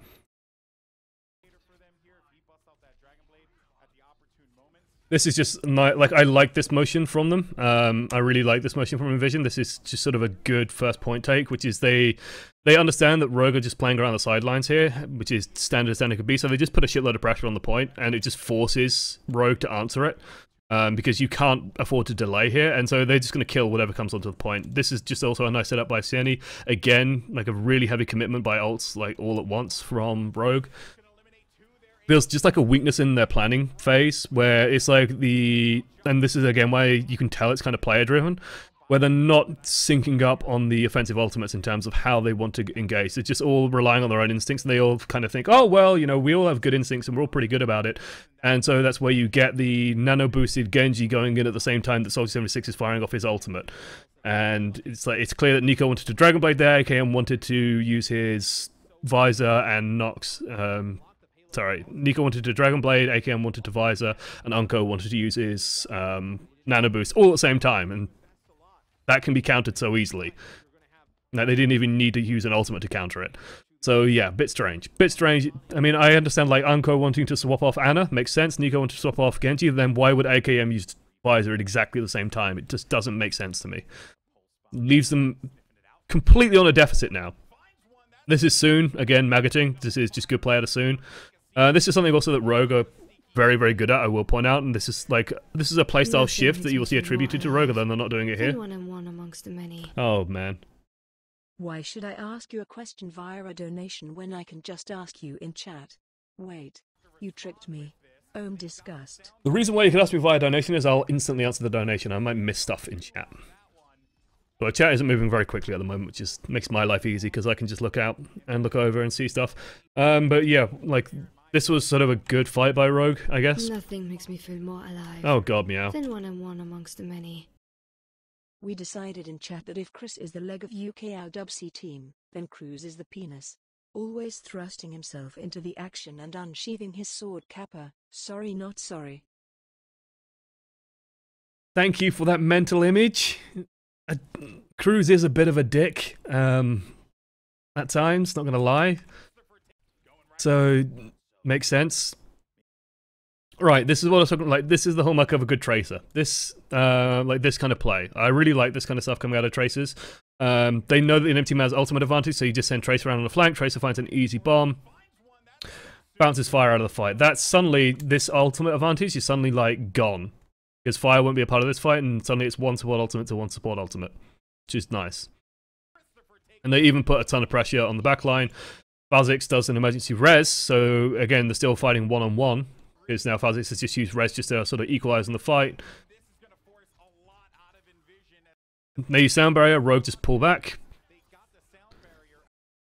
Payload isn't even moving because Envision are just engaging super hard. Big Chris, going big, getting 2 fucking kills like a monster. And then Rogue just get right back to contesting the point. And this is like one of the things I like about Rogue's fighting style in general. When you see Rogue take fights, and like even when they're losing fights, you can see that they're all just dying on the payload. What you'll notice about Rogue is that they are very, very good at just making sure that the payload is moving as little as possible for as long as possible. So now they're fully disengaging, but they made sure that throughout that fight, the payload barely moved. So even though Envision won it, they didn't gain too much ground by the time the next fight's already getting set up. So it guarantees that Rogue are going to get 2 fights per stage, 3 fights sometimes per stage. If you can get 3 fights in a stage, that's huge. Soon, again, getting the beautiful flanks out. Jenny swapping up, makes sense. Like Farah especially starts dropping off by phase 3 anyway, so yeah.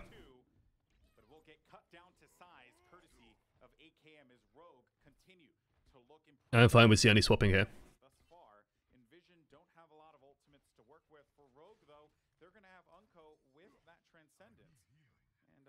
Alright, let's see. We're gonna get a lovely replay. Ooh. Even gets like a shitload of damage on the tanks. Hey! Then 1-on-1 amongst the many. Boombox is the balls. For God's sake, guys. And bet the balls of the Overwatch UK team since he is always playing with them anyways. Smile. Actually, if I had to say out of all of them, personality-wise, I'd say Reels is the balls of the UK team. That's my honest opinion. Alright, let's see this fight. Setting up Chris, dive, pressure on Unco. Unco immediately ults as a response. Feels good, man. AKM getting pressured out as well by McGravy by the looks of things. Gets focused down, gets killed. Soon trades for Phazix. That's a really good trade. Chris has also taken a shitload of damage, so he's basically out of the fight here. Rogue should be feeling it okay. Rogue should just clean this up now. Everyone's super low. There's not enough healing around to keep them up. Soon doing a good job just stalling on the payload. Nico keeping them alive. They managed to hold on. Economy swings towards... actually, no, it really doesn't. The economy's still about equal. Like, Envision are going to get... Like, Fire is going to be ready first, but honestly, there's enough tools here to stall out so that Wins can catch up. Like, this is not insurmountable. Poor Golden Boy. I think Golden Boy is struggling a little bit with the casting. He's not a caster. I love him. He's great filler. I don't think he's a caster. It's a bit of a shame. Good poking by Phoenix. This is a bit of a deep dive. Like they're trying to chase supports that are 3 miles away, and so during that process, AKM's just shooting them down. This is a bit too deep. This is actually one of the problems that we had in Team UK, which is sometimes they would just chase and chase and chase and chase and chase and chase, and there is a certain point where the dive is just too far, and so that's where you get pulled into like following these super deep dives.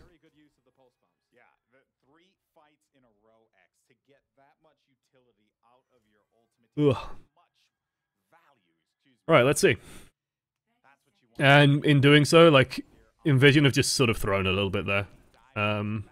Just going in too hard. Soon gets an easy bomb. And now, if Envision go in with ultimates, Nico can just stall it. Again, just the super, super deep dive, and even committing a Zenyatta ultimate to that dive.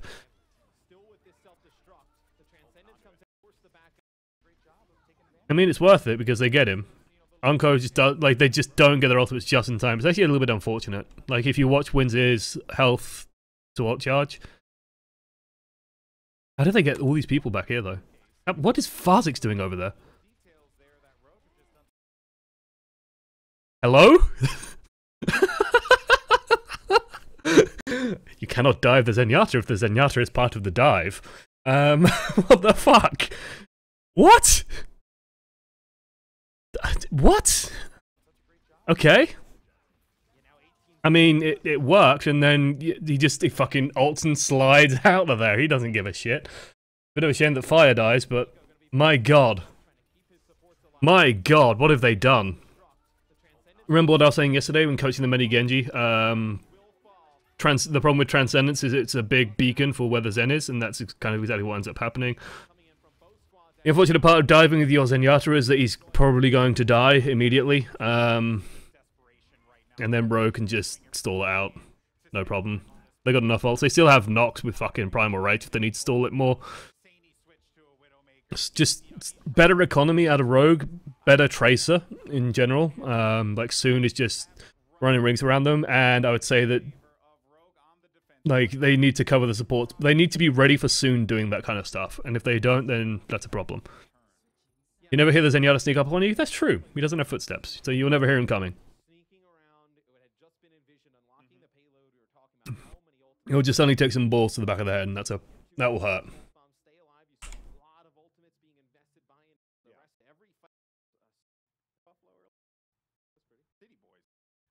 I'd say Rogue's biggest issue is economy. Like, they just seem bad at managing... It's weird, their support ultimates seem fine, it's the offensive ultimates that seem the bigger problem. Like, if they just managed those slightly better, if they went into team fights planning out their offensive ultimates alongside the defensive ones, they would be so much stronger.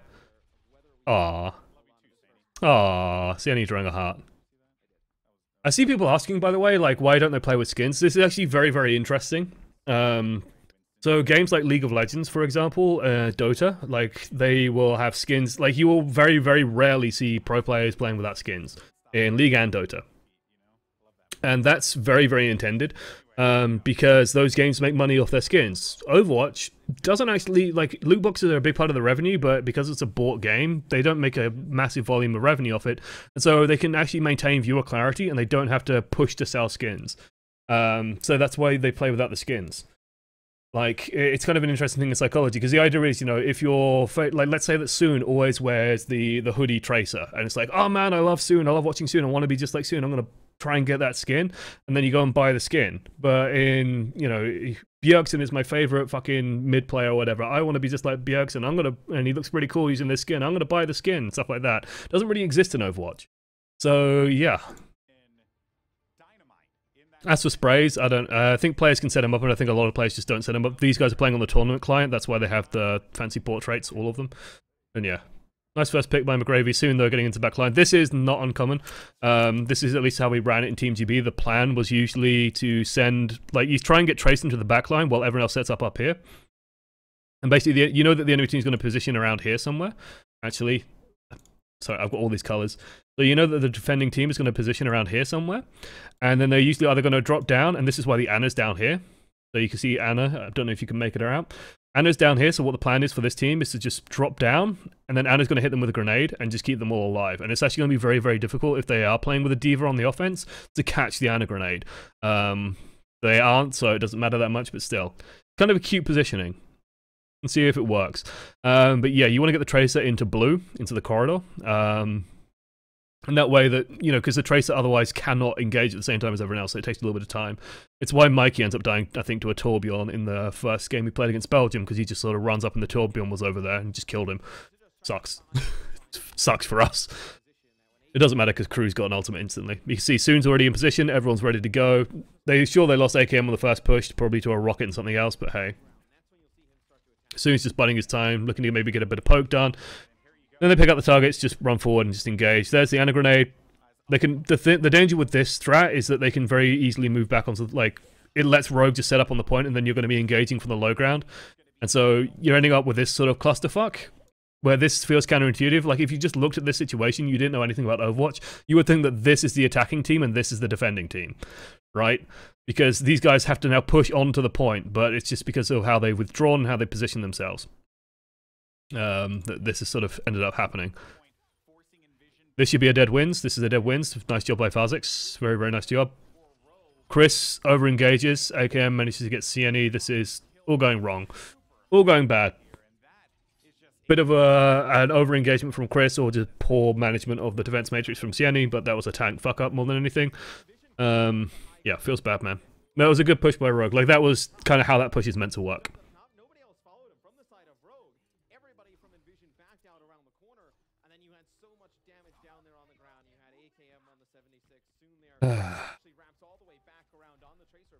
Also, there's event skins you can't buy for 50% or for 50 weeks of the year, so they're just to deactivate skins to prevent the shitstorms on Reddit.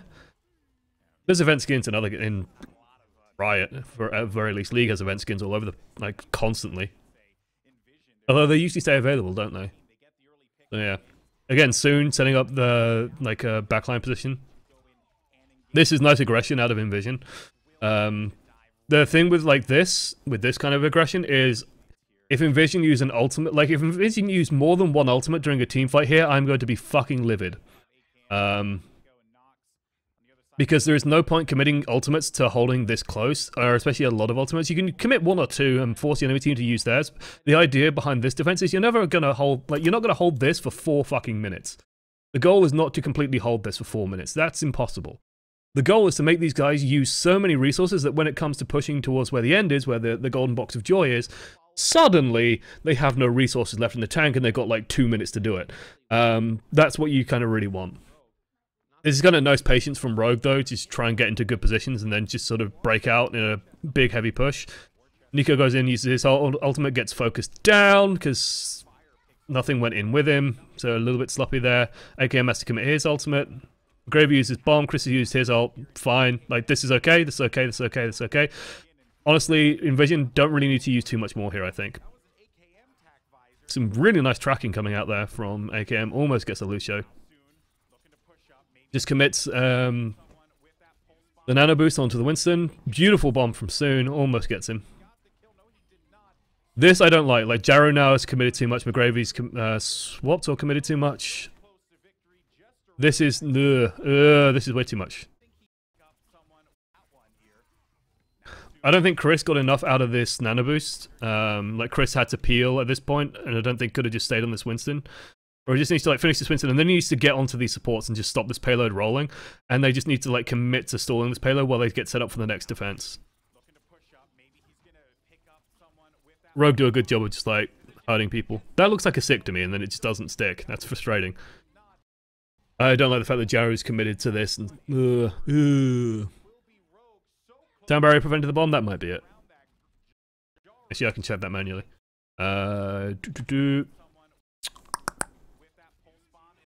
Nope. Yeah, it just doesn't connect.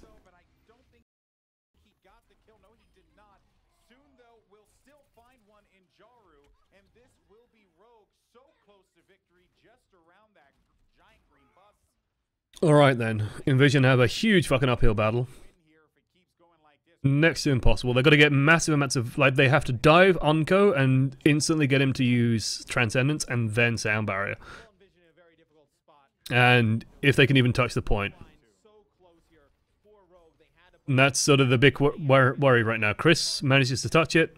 Okay, about the same time. Okay. Rogue, this is actually kind of nice from Rogue. I actually really like this. Which is... This is really cute. That's actually really fucking great. So, right now, if you're in Vision, your pants-shitting terror is that you don't have anyone on the point and they just push it in and win. And so what Rogue do is they just bypass that and they go, well, you guys have to stay on the point to stop us pushing it in. We can just send Tracer and she can just push the cart in if we really need to, if everyone peels off it. So someone's going to have to stay over there. So while you're busy contesting that, and while your Winston's committed his jump just to getting there and you use speed boost to get there, we're just going to dive your push. And it's just yeah, fuck you. We're just going to get onto your backline and just kill everyone, and then set up between spawn and where you need to get to. And you can see Chris is in the distance, and he's on the payload, and he's just going, where the fuck did everybody go? What? What happened? That was really cute. I like that. I like that a lot. That was the Inception push because they went even deeper. Not bad. Not bad. The thing that people don't understand about okay, Inception rant time. Well, we have to skip through the half time. This was the one map that Rogue took, by the way. This is the thing that Inception. By the way, left guy on the right just feels wrong. Inception is to incept something is to plant an it's to plant something. You remember the plotline of Inception is they want to plant an idea into someone's head. They are incepting an idea. It isn't what people think of as Inception is actually recursion. It's a thing within a thing within a thing within a thing. That's recursion. Yeah, I think the thing that Rogue has in their favor is that Assault. Yeah, there is. Assu ult. Asset ults. is so explosive. They have so much firepower that once they start to get rolling, it's going to be very Good old asset ult. to kind of battle back, with that firepower, go punch to punch, toe to toe with Rogue. So I think Okay. you're going to see Envision possibly run into Hello, Junkrat. Fancy seeing you here. like you mentioned, you'll have Unco running the Sombra. I'm not gonna lie, part of why we're doing this series is I haven't seen this series to the end. If they fucking run Junkrat here, I'm gonna go insane. Running, obviously, keep running this I don't remember the Junkrat, but I was only half watching it. Yeah, there we go. Thank God. Just thinking, do they run a Junkrat? Please tell me they don't run a Junkrat here. I'll feel a fool. No. I was only like half watching it in the Volskaya stage, and I only got halfway through it, so I'm curious to see how it ends. unless Flower shows up here. That's how it's spelled? Maybe I'm being an idiot then. Maybe I can't spell. Clearly, I can't spell. There we go. There's me being an idiot. Feels like playing. I know, right? They do typo it at one point.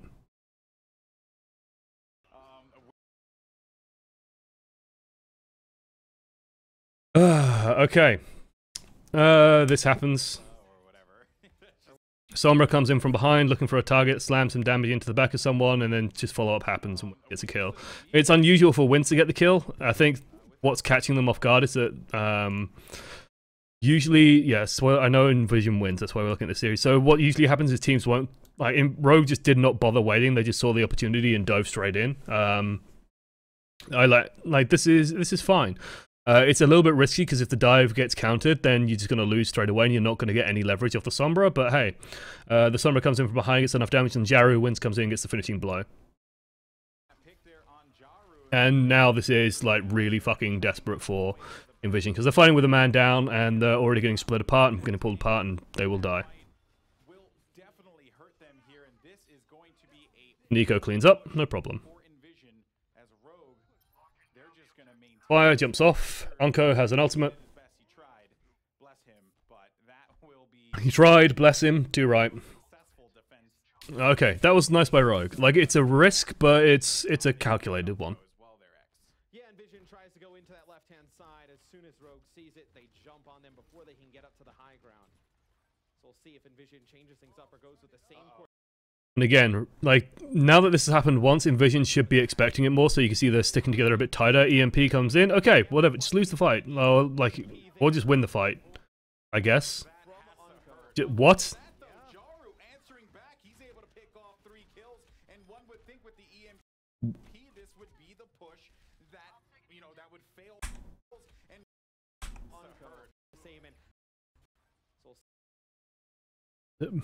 Speed 2.5. Okay, the question I have is, does Jaru get hit by the EMP there? Because if an EMP'd Genji just cleaned everything up, that's insane.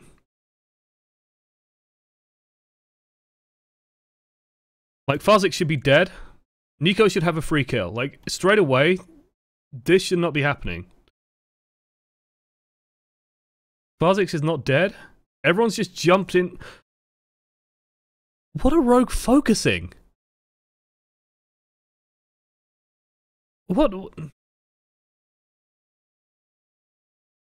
What's the focus?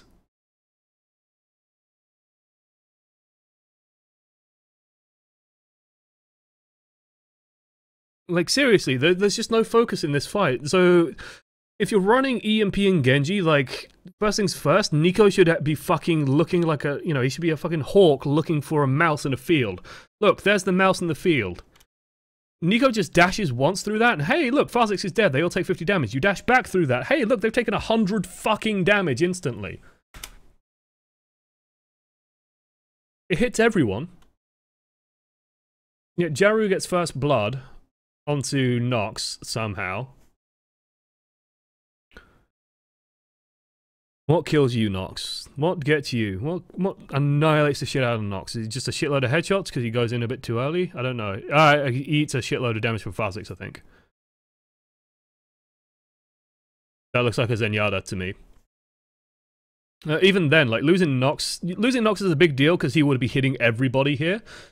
But Farzix not going down to the Genji is just ludicrous. And you can see Unco's trying to hit him. But Nico's like going into the back here. AKM shooting the Soldier 76. Chris is now body blocking or trying to body block for the Zen that's dead, and it's like they're like diving onto a Genji, Lucio, and Soldier, and they're wondering why they're getting blended. AKM doesn't have his defense matrix up, so Jaru just kills everybody. Like, why didn't defense matrix catch all that shit? Why is anyone but Chris able to do damage at all in this fight? It makes no sense. AKM just holds down right mouse button and they win. Because the enemy team cannot hold down right mouse button anymore. What a fucking catastrophe.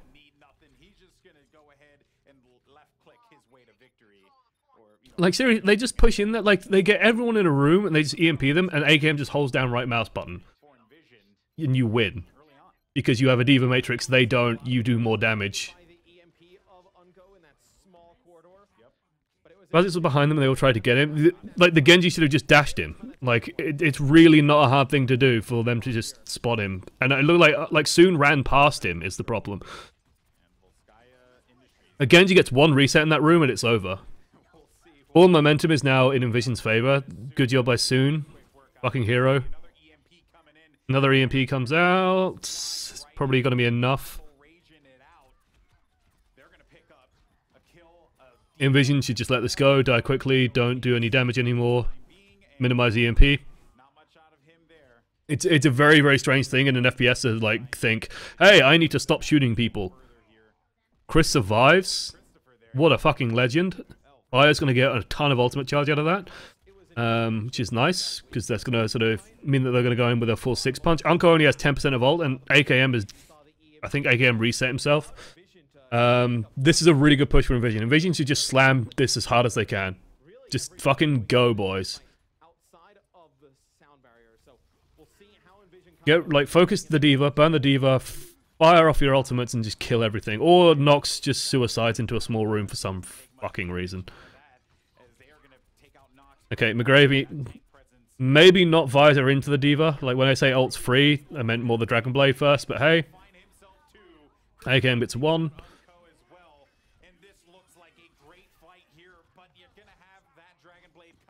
Almost gets it. Does get it. Nice. Envision had a rush of blood to the head and fucked that up. Yeah. Like, it was looking so good when Nox commits suicide for no reason. And so you just run to the point and you just use your ultimates in a sensible, constructed way, and you win that.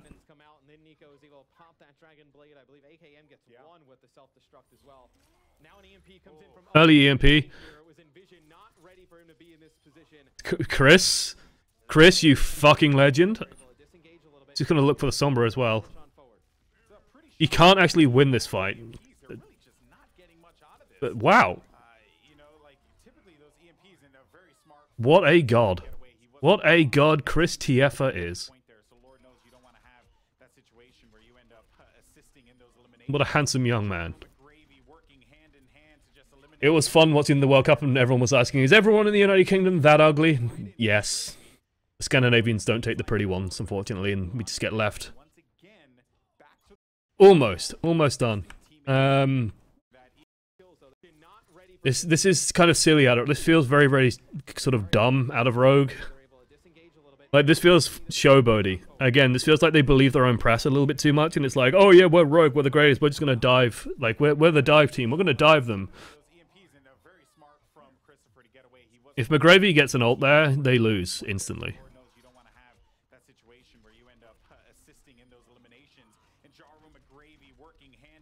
He almost gets it, and then Unko managed to finish him off because AKM does his job on the Diva. Go figure. Pressing right click is really, really good.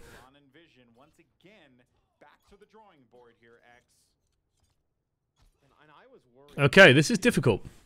This is now difficult for Envision because they've thrown away 2 opportunities, and that's going to hurt you because like both of those were winnable moments. Honestly, they could probably just play around this aggression that Rogue had fucking thrown at them repeatedly. Like, Unko is going in way too early. Unko, question mark? Sound barrier. For the love of God, fire! Use it! They don't have an EMP. Why aren't you fucking going? So again, if you are in Vision, you are anticipating this. You're anticipating this EMP. What the fuck? Early in. It's okay though. You're gonna get a trade out here. That EMP is. Like, they flubbed the EMP. EMP is now gone. You're not going to have many opportunities in this match if they're going to stick on the Sombra to use a sound barrier when you have 2 offensive ultimates in the bag as well. Let's break it down. Let's break it down. Friend, Roman, countryman. So again, if you are in Vision, you are anticipating this. We could have broken it down there. From Rogue, because you know how fast that EMP is up here. And also in Vision, I think Heat of the moment type deal. Yeah, it's a mistake. I'm gonna call it the fuck out. That should not happen. I mean, they're going to need it. I mean, Fire needed to ult. I mean, 6 minutes. Like, they had no better opportunity there. 2 minutes and 45 here. No, Soon and Unko have done a fantastic. You sound barrier, you Dragon Blade, you fuck the Diva up, and then McGravy presses Q and you win. It's not hard. Unko with that EMP. When will he decide to use it? yeah, that is going to be the question here. But And now Soon gets a double kill. pulse bomb, and that is going to prompt them Oh boy. to engage once This is where Envision feel like a tier 2 team. Like, there are moments where they can win it and they're just not decisive enough, they're just not quick enough, they just don't understand it enough. Like, they can't do the reading game where it's like, and like, it's easy for me to do, right? Where I'm sat back and I'm watching this and I'm going over the fights again and again and again and I'm going, that's a mistake, that's a mistake, that's a mistake. It's easy for me to do this. But it's kind of a big deal when you're in the game and you don't realize that you have sound barrier and they have probably no support ultimate and there's no EMP coming. That's your moment to get something done. Because right now, Fire, like, they've committed sound barrier, and Fire is, like, they're so scared to do anything. Unko hasn't fired off his EMP once in this half, I think. Maybe he's fired it off once, I can't remember, but, like, in the last 5 pushes, he's not used EMP. Yet Envision are acting like he's used EMP every fight. He doesn't have to use it. He's just staying there, and they're not doing anything with it. They're just like, if they're not using the Sombra, you just have to be winning these fights regardless. You can't afford to do this shit. Okay, Sombra's gone in. They've used Transcendence aggressively. Let's go, let's go, let's go, let's go, let's go, let's go. Fire goes deep, gets a kill and wins. Good, good, good, good, good. Sound barrier, nice. Okay. Like, look what happens when you force Rogue onto the back foot. Look what happens when you take control of the game. And instead of being so scared of fucking up to the EMP, they're actually just going.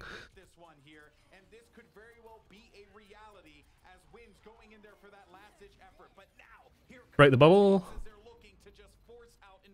One thing I wish pro teams would get better at is when there's a Diva bomb on the field, please break this bubble. I would have demet the Diva. Break the bubble.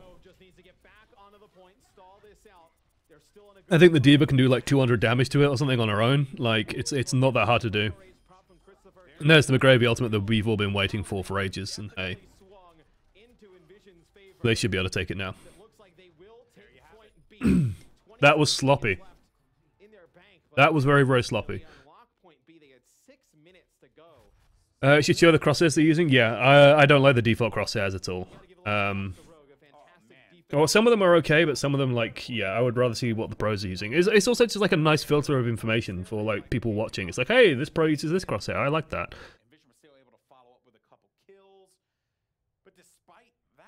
But what would have been nice about blowing up that bubble, you would probably kill Winston, you would probably demet the Diva, and that makes it easy for McGravy to follow up. Like, in instances like that where you're trying to clear the point, just blow the fucking bubble.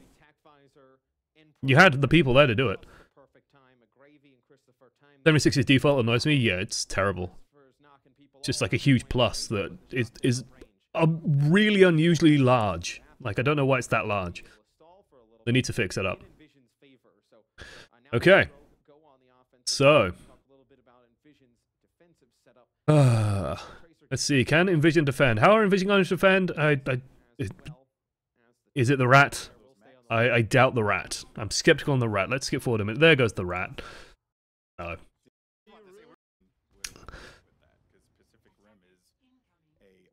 Okay.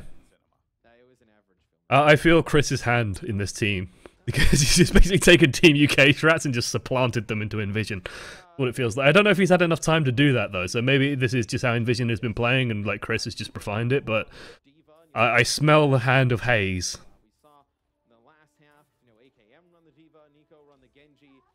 It's fine, if I ever got into coaching a team, you would very much sort of see the reflection of Team UK.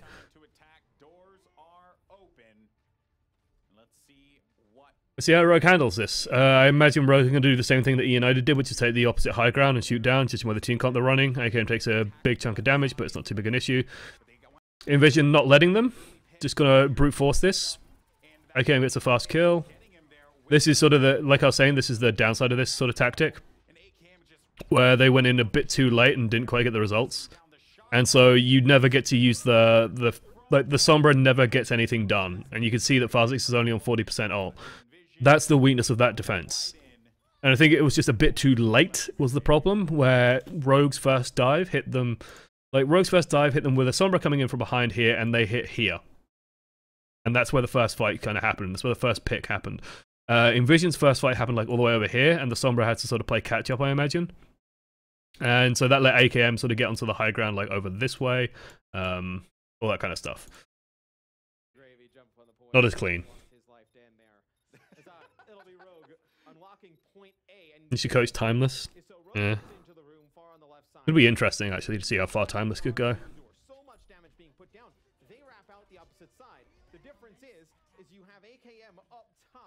Let's see. So that fight was like again, the silver lining here is that the fight was so quick that it didn't really give Rogue like a, Rogue don't have ultimates coming along. Although AKM is going to be a fucking huge threat. They're gonna have to sort of break Sieni, and there's no reason why they can break him. So yeah. So brace for 7 minutes of Volskaya Industries, ladies and gents. Welcome to Volskaya. This is looking good for Rogue, but then McGravy. Tracer, the great equalizer, the great agent of chaos.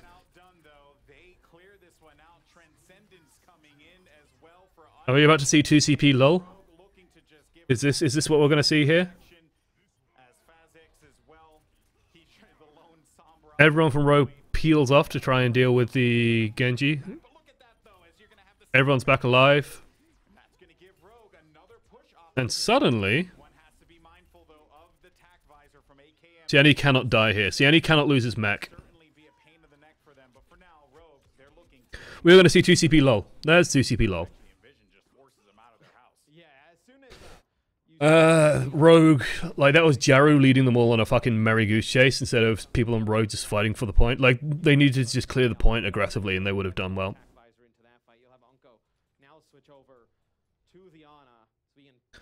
Let's see. The boss bomb was nice, but... That was at the beginning of that last fight, as now it's AKM. The beginning of this one, he's able to kill onto McGravy at the beginning. The Dragon Blade is going to come in from Jaru. Interesting choice for them to... I understand, like, Unko has swapped onto Ana. That's very interesting.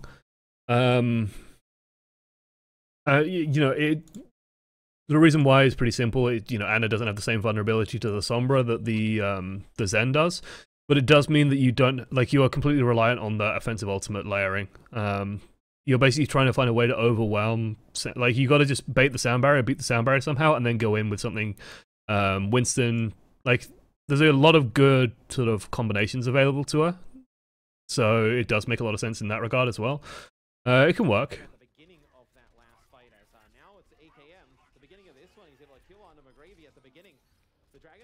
This is Jaru just... Like, they have no defensive ultimate, so hey, Dragon Blade's going to be effective. Go figure. Soon can fight on the point all he likes. If 3 people are dead and there's reinforcements coming out of spawn for Envision, it's not going to matter. You've got to win decisively on 2CP, it's not going to make a huge difference here. So that Dragon Blade was more than enough. If Envision just sort of keeps cycling their ults, like what I would like to see here is McGravy setting up for a maggot, or setting up for just some sort of pulse bomb kill, like we've seen out of Soon, where McGravy's just going to pick someone up on the way in, basically. It looks like Chris ends up doing that. AKM eats something. Looks like, I'm guessing, probably some headshots from Jaru or something hits him. What's the charge on these guys? I expect Jaru to just dink up. Might have been Jaru. Eat something goes down that they can't push in on this now. There's no way that they can take this fight without the 76. Rogue need to find a way to pressure down the D.Va. Like, if they get rid of Sieni, they just win. Like, it's such an easy victory condition for them, but they've got to make sure that they can get rid of Sieni before losing other people, I suppose is the best way to say it. I like this out of Soon. Again, just, like, Soon could just blow this game wide open for them. Especially with the way that those two supports are moving. Envision taking initiative, though. I like this out of Envision. This is what they were lacking on the offense, so it's good to see them doing it on the defense at the very least, where they're not letting Rogue sort of... The worst thing that Envision could have done is... Like, we spend all this time following Soon, and the worst thing for Envision to do here is just, like, sit back down here and just trade poke and hope to get another kill. While Soon is busy setting up something, because Soon's probably just going to come in and pulse bomb these guys, and then suddenly you lose 2 people, they run in, and you just lose. So it's nice to see Envision, like, doing something, and just going proactive. EMP comes down, they burn Unco, they burn everyone down. And even though Soon's on the point, it doesn't matter. So that could end up hurting them in the long run now. Now for Rogue, they're looking for it. They find 1, 2 kills maybe, but no, he's gonna have to get out of there yet again. But that is exactly So these are signs of life out of Envision, that they're not just like laying back and thinking of England. They're actually masters of their own fate, taking control, being assertive. The danger for them now is that the punch back from Rogue is going to come in. It's going to be big. Okay, that's a good bomb. Rogue Nanoblade, yes, no surprise there. Probably just going to try and burn the, like, he's just going to go for whatever. If he goes on Sieni, that's also fine. It looks like he's just going to clear out the support line, and then they're just going to be able to burn Sieni down. I'll be shocked if they hold on to this. there goes the self-destruct to keep everyone away, and they do remove Nox from the equation here. So, kind of a weird thing here. I think Nico pussies out a bit here. Actually, yeah, kind of makes sense. It would have been nice is if, like, Nox or someone was able to follow this D.Va. If they kill this D.Va, it's an easy win. But there's, like, a boop that goes onto it. I don't know how... Like, that feels like Wins boops it. Maybe Sieni gets that much hype, but I think Wins must have booped that, because holy shit, D.Va should not have flown that far. And Nox is just a bit too fat. Just a little bit too fat. That's a big loss now that you know, prepare your 2CP lols, because 2CP lols about to happen. That thing is dastardly. You never know when you're going to get that first pip. AKM though is going to have that tack visor, and he will find himself 1, 2, 3 players just stuck in the corner, and that is going to hurt Envision so much there. And you just saw that help. They're not playing the point enough. And I know you've heard me say on, like, King of the Hill. So on King of the Hill, flipping the point isn't a big deal. 2CP flipping the point's a pretty fucking big deal. 2CP, it doesn't flip back. So you sort of got to adapt your playstyle, and Rogue seem to spend so much time chasing around targets that are away from the point that by the time they kill the targets off the point, there's even more targets on the point. And then by the time they clear the point, the target that they spent chasing off the point is now back on the point again, because respawns are a thing. So, again, it just feels like an issue in the shot calling. McGravy gets a maggot, okay, fine. Tracer, she does this. This is what Tracer's job is, as far as I'm concerned. Soon, like, if I was coaching Rogue, I would say that Soon's play is fucking great. He's now given away, like, everything. He's given the game away. Okay, EMP goes off. Just take it easy. Just take it easy.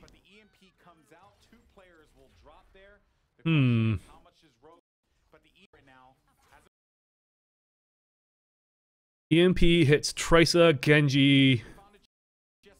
Doesn't hit AKM. Does probably hit Nox. Okay, Nox jumped in. Okay, that makes sense. And they're committing. Don't like this. I guess, like, Wins thought, you know, if I can get this on these players, but it just comes out a little bit too late. AKM playing a little bit further back. So really Nico the only Just one sloppy. benefits there on Like, the point. I was so praising of Soon, and then he sort of fucks this up. Go right in for it now. Like, it's just weird to me that they're in this, like, really strong position. The first sign that they should... The first thing, like... The first hint of Soon should be that he's pulse bombed someone. Possession, but it seems like he has his But the first hint of Soon is actually he jumps on the point, fires some shots at Sombra's back from like 10 meters away, with healers there and everyone's just there, and then recalls. And it's just like, okay, now Soon isn't a fucking threat. We know that Soon is used his recall, he's fine. He's not going to do anything anymore. yet, and now you will not have that pulse bomb to use. So... He comes out to Plan is correct. Plan is fine. Get your flankers into the flanks, set up a kill on the backline, get the kill on the backline with a sneaky pulse bomb, or just dive them with Tracer Genji, get the kill, push in hard, win fight. Really Nico the only one that gets the benefit. Or bait out all their ultimates as a result of that fight. What ends up happening is Soon just like steps onto the point, shoots at Sombra, and Sombra goes, Nico on the diva. You now switched over ugh. to the triple And then hasn't worked. they dive and then get EMP'd and die. Maybe they don't get anything from the Dragon Blade. You see them go back to the 2-2-2 setup. Kind of strange. Kind of strange. It's going to be a question here. Nico, though, you know, I mean, we've seen him just do some incredible work with the Dragon Blade as So they know that there should be a window now, because again, that fight was relatively decisive, so they will have an opportunity, although if they keep poking like this, that opportunity is now gone. Fazix is gonna get pulse bombed. for this one. As their Genjis have been impressive work with the Dragon Blade as is Jaru. I think, oh my god, okay, I think what happened here was Soon knew where the Translocator is. Their Genjis I'm trying to see where Soon is, like, here's Soon. Fazix is clearly doing something somewhere with the Sombra, probably just poking around and then translocates back onto a pulse bomb. Nico, though, If I had to guess. this one as soon That's a huge loss. This should be Rogue going, okay. Like, Unco just needs to get that 10%, and honestly, Nico could probably already be committing. As long as the rest of the team's in position, Nico should be getting ready to go mentally. Like, these two just need to link up, and this is going to be a relatively straightforward win, especially if they just get pressure on fire. Nico reconnects to the team. Healing, healing, healing, healing. Unco really needed to hit that shot. Get his ultimate. on fire. Sound barrier comes out. Okay. Sound barrier is going to drop Okay, it's okay, it's okay, it's okay. a couple members there, Take a moment. but they do force that out, though. Let's go, let's go, let's go, let's go, let's go, let's go. Come on, let's go, let's go, let's go. Taking too long. Rogue going to be able to respond here. They're gonna have EMP. Taking too long. I guess I guess it makes sense that they know that Fazix won't have it, or might have had it when he died before, so they're just playing it cautiously again. Have Nox jump in there with Nico. See if you can I imagine that's why there's no counter push here, though. Then this is just extremely strange. EMP comes in from Fazix. Like, Play there from Rogue as they're able to take out two big kills there at the start of this fight. that's extremely strange. Self-destruct, though, will go down. No one on the point just yet. Jaru picking up 3 for himself, and this has just been so impressive out of Jaru. That was weird. So, if you're disengaging from a fight because they use sound barrier, okay, disengage. Fine. Absolutely fucking perfect. Absolutely fine. No problem. The 5x success soon died, doesn't matter. Does not matter at all. Tracer's dying, not a huge deal. It's not a huge deal because there's this window of opportunity right now where they can go in with the Dragon Blade, with the Nano Blade, and the Nano Blade will kill everyone. We'll definitely kill Fire, we'll probably kill Fazix, and we'll probably kill McGravy. Or they can just get rid of Cini and AKM can just clean up. Like, this collection of ultimates is game-winning. And so what's weird to me is that they're then sort of waiting, okay, let's wait for Soon to come back. Okay, if you've disengaged because you're worried about the defensive ultimates the enemy team has, disengaging and then doing like a very clean engage, which is what this is, like both sides, this is like, you know, no one's really taken any initial damage, nothing's strange, teams are just going to run into each other. It is very, very easy for Fazix to just stand in his team and just EMP this. And an EMP Dragon Blade is fucking terrible. He kills one person, and that's not worth it. Like, this is, like, telegraphed as fuck. Like, this is the problem with this engage, is it's so telegraphed. They can see him coming, this is like, hey, yeah, this is a Nano Blade. 100% Nano Blade. Goes in, drops down, EMP'd, Gets his first kill because he's already dashed towards him, so sure, Fire goes down. Fire's already done his job. Knocked away. No big deal. What happens now? Oh, look. They're going to re-engage. They have all of these ultimates to use to re-engage it. They try and move on to the points. They start focusing down the Cieni. Cieni can just take his time, put a bomb on the point. They can just keep it contested, take the time, wait for respawns to kick in. Jaru can now fire off his ultimates. No defensive ultimates on the opposite side. Jaru cleans up and wins. There was a window of opportunity there that was completely missed. And if it's so that they can regroup with a Tracer, I think they're overvaluing the Tracer.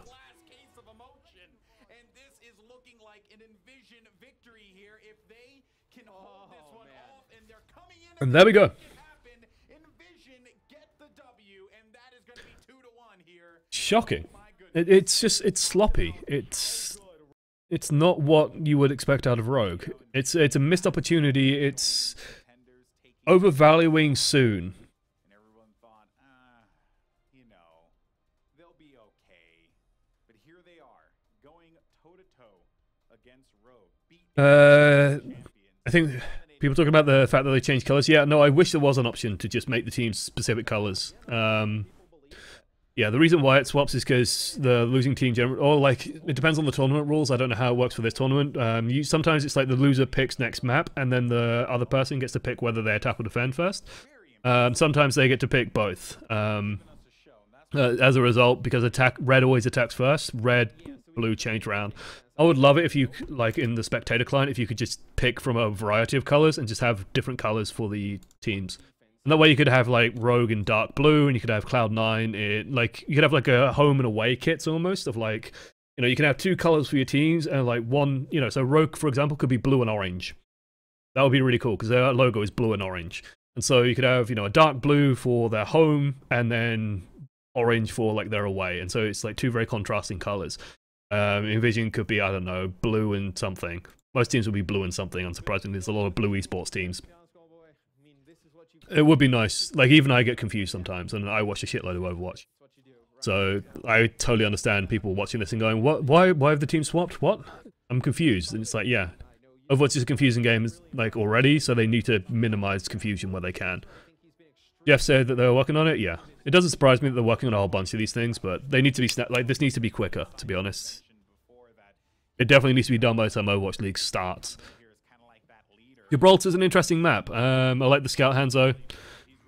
This is not surprising out of Rogue. If you are familiar with Rogue, they are notorious for this kind of defense on Gibraltar. Like this super aggro defense. This must be like a, hang on, I remember this. Did you ever get that feeling of deja vu? I'm gonna say it like a true tracer. Deja vu. Did you ever get that feeling of deja vu? Yeah, this is not surprising out of Rogue. Rogue love this kind of defense, where they will just all jump out of the high ground and just try and kill everyone. And sometimes it works pretty effectively quite often. McGravy gets the better soon. Very nice. Reinforcements come out. Falzix, again, taking pointers off Boombox, clearly. And yep.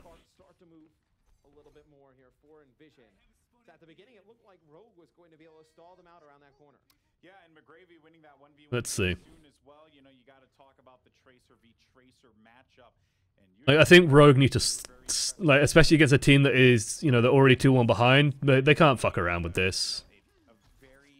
That's a very, I think Golden Boys even just call it a very ambitious defense, and I think that's a defense that will punish teams that are unprepared for Rogue's aggression, and I think Rogue have been studied enough that they're prepared. And hey, this is the aggression that I like. The dive literally goes all the way to the spawn door, and now they can just focus on cleaning up. Like, now they just have to double back and clean up everything. And if anything leaves spawn in a stupid way, it's just going to die. AKM commits an ultimate. Everyone's out of line of sight. Chris ults in response. Chris is probably busy punching AKM all over the place. McGravy throws a pulse bomb in celebration. Too early. A little bit of fireworks, no doubt. Feels bad, man. Now's the time to regroup, guys. You're done. You're done. You're finished. Good. They managed to get the, like, Nox's ultimate. That's actually really nice, because it means that Nox has to play passive. Winston's without ults, especially against a Zenyatta, it's going to have a hard time. The nice thing about Envision here, this, like, it weirds me out, this Ana play. I don't like Ana play in pro level games. I don't like it. I think the value of having 2 support ultimates to cycle is so much infinitely more valuable. Because all they have to do now, all Envision have to do, is pressure wins. Pressure wins, dive wins, get him to sound barrier. Okay, next fight, use both support ultimates, you win. It's just like, and no matter what the Ana nano boosts, it won't fucking matter. Because the 2 support ultimates will be able to cover it. So, yeah. Like, I just think that any team that runs the Ana like this, especially against a D.Va as well, if you go and pressure Unco, if you just dive Unco with a D.Va, easy.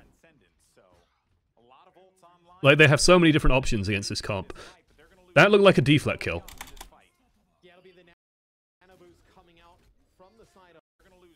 That looked like a deflect kill to me. Kha'Zix, question mark. Like, he has the Discord, he goes for it.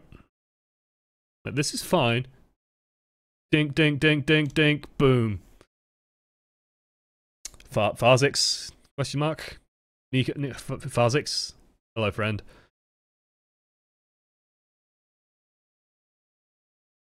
Pretty fucking confident. Hello, D.Va. How are you, D.Va? I think Ana needs an ult rework. No, I think Arthrax is the right idea. It's just like the meta doesn't suit it at the moment. The meta is just very, like, the strategic level meta is just very based around support ultimate usage, and Ana's offensive support ultimate doesn't give you enough compared to, like, Nanoblade into Sound Barrier can actually be effective because the Nanoblade just does so fucking much damage, but it's still tricky. Like, I think it's just easier to work off 2 support ultimates. It's just, it makes more sense. That being said, like, Nano Winston is very, very powerful. And the thing with Nano Winston is, if you use Nano Winston, you're going to cause an economic swing because they're going to have to use something to get rid of the Nano Winston usually.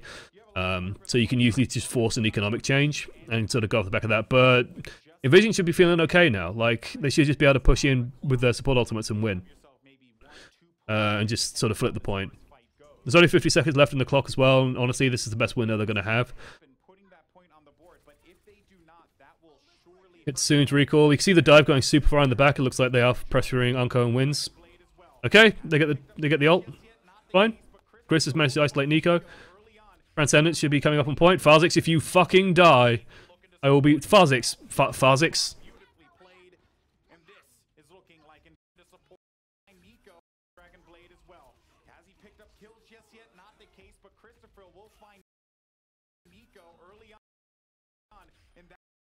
The reason why I'm disappointed, I know that they win the fight here,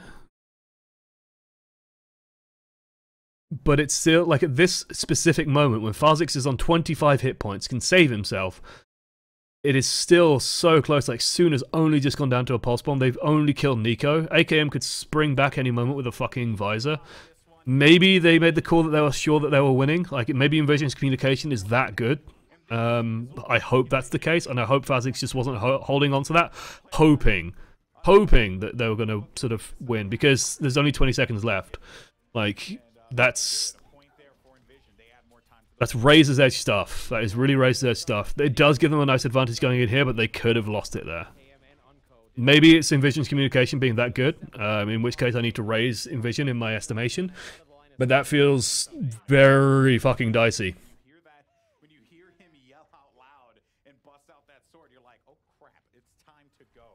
On the bright side, it means that whatever Rogue do now, Envision can just press Q and should feel safe. So there goes Nico. Kha'Zix passes into the Iris. Unfortunately, Soon blows up fire in the back as well. Oh well. Feels bad, man. This is one of the advantages Ana brings, although you got a D.Va as well. Please do not use this bomb. Do not use this bomb, for the love of God.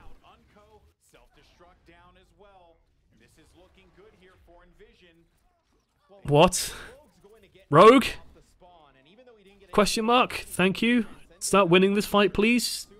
There we go. Thank you. If I was going to be wrong there, I would have been furious. I would have been livid. What the fuck, Rogue? Like... So Rogue, like... Envision engage, like Rogue counter engage, they dive. Nico gets completely shit on. It's unfortunate, but he does manage to spook Farzix. Like this is sort of the positive, right? Farzix hits Q and they manage to get the barrier, and even with the Transcendence, they still get 2 kills. That's huge. That's huge. That's enormous. It's huge. It's so huge even Trump wants it. It's insane. AKM's fired off his ultimate as well, but he's not going to get much done with it by the looks of things. Probably just has some damage in there. Hey, look, there's even an anti-heal grenade on the D.Va. This fight is done. It's finished. It's over. It's over, Anakin. I have the high ground. Now, maybe what's going through Sienni's head right now is that I need to just ult to make sure that I get my mech back and I can escape. But he just gets killed anyway. And honestly, like, I don't think it's worth wasting that ultimate. Maybe he could have been stalled, but there are places to jump off in this map. They are a little bit far away, and the stall might have been obnoxious. But I don't think Rogue can really afford to do a super long stall as well at that point in the game. Like, there's too much risk. Then they can stall him for about 5 seconds and then kill him. Again, Soon with the maggot. Soon is so good at this. This is really fucking nice. This is Sienni just like covering the wrong things.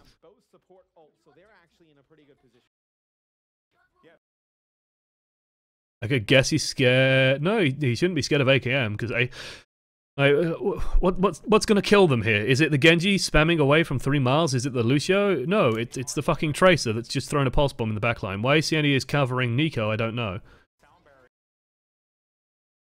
Anko and Tracer completely free. Sienni facing the wrong direction. Honestly, Sienni should just be following. Like, Sienni should be going in behind Zenyatta and Lucio. And if he's doing that, then he can just cradle. Like, he can cradle them in his hands and just say, "Hello, friends, I have you." Like, there is a moment, I was talking with Sty about this, there is a moment in the World Cup, I think it's against Chinese Taipei, when the UK is playing them, and Smex, it's like a really tense moment, but Smex is just looking at Boombox and putting him in a defense matrix. And apparently Sty and Hayes and myself were all cheering like fucking crazy for him, because that's what he needs to do. That is what the D.Va is for. It protects the Zenyatta. It protects things. And so the D.Va shouldn't be leading. The D.Va should be cradling people in the defense matrix. It works so much more effectively. Envision won that without using a support ultimate. What? What? What? Okay, Jaru gets a triple kill. Okay, fair enough. Jaru went fucking beast mode, killed everyone. Feels good, man. Soon even gets stalled out. Are they just staggered that hard? Sienni's gonna get his mech back. Suiting up. Wah! Wah! I don't know why she's turned into Waluigi. McGravy pulse bombs the door. It's fine. Sound barrier comes out. Wah wah. Ba, ba, ba, ba. Wow. Wait. I love chat replay. There it is. There it is. Even Taimu getting in on it. There it is. Ah, oh, bless.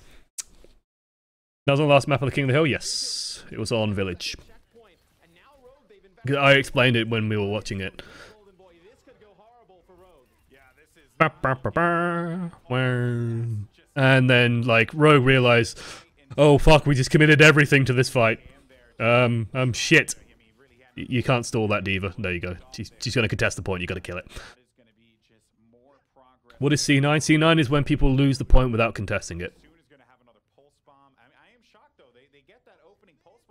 That's the actual definition of C9. When there's no effort made to contest it, or when they seem to just forget about contesting it.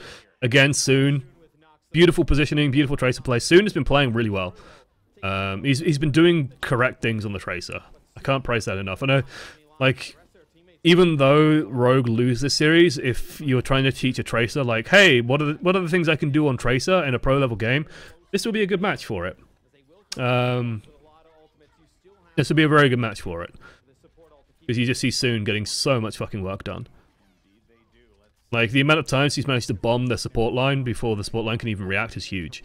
It's just Envision are that little bit too tanky, that little bit too resourceful, and Rogue just aren't killing them fast enough. Contested as well as I'm sure they would have wanted to. And now 2 members for Rogue. Envision commit. There's no counter support ultimate because they're relying on Wins alone, and Wins threw his ultimate away early, and you really can't afford to do that, so Envision can just cycle their ultimates and win 2 team fights for free. It's kind of what ends up happening. Manages to land the bomb on the D.Va as well. That's pretty big, because it means they can demech the D.Va, hopefully. Don't quite manage to do it. Sieni gets knocks. That's huge, because Winston is really good for stalling and just good, consistent damage. Chris is a fucking monster on the Winston. Like, he's so good at just landing the damage and consistently keeping people in trouble. Like, consistently doing damage to people, even in ultimate form. He will just kill people. There's a lot of red on the kill feed. Beautiful boop, just to sort of keep the Winston stalled for as long as possible. Sound barrier from both sides. Farzix has pulled a boombox and has swapped onto Soldier to get back quicker. Would have been better swapping onto Doomfist, maybe. Actually, in this point, maybe Soldier's better. Yeah, Soldier will be better here. And Envision finish. AKM seems all over the show. AKM is not looking as good as he usually is, which is like AKM is known as one of the best hit scans in Europe, or was in Europe. It's in America now.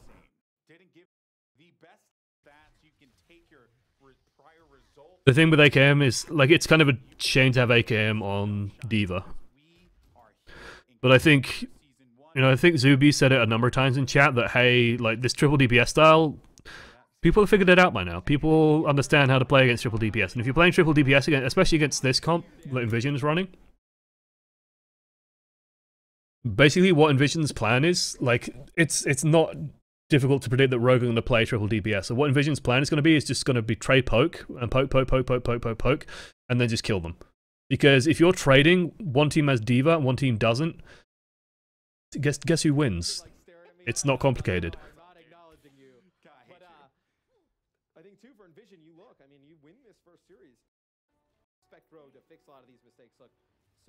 Let's see. Let's see.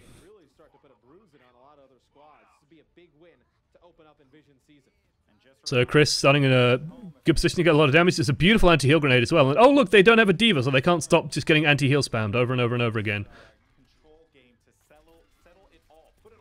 This is like it's almost like an adaptation of the Dorado strat. It's actually kind of nice. I really like this.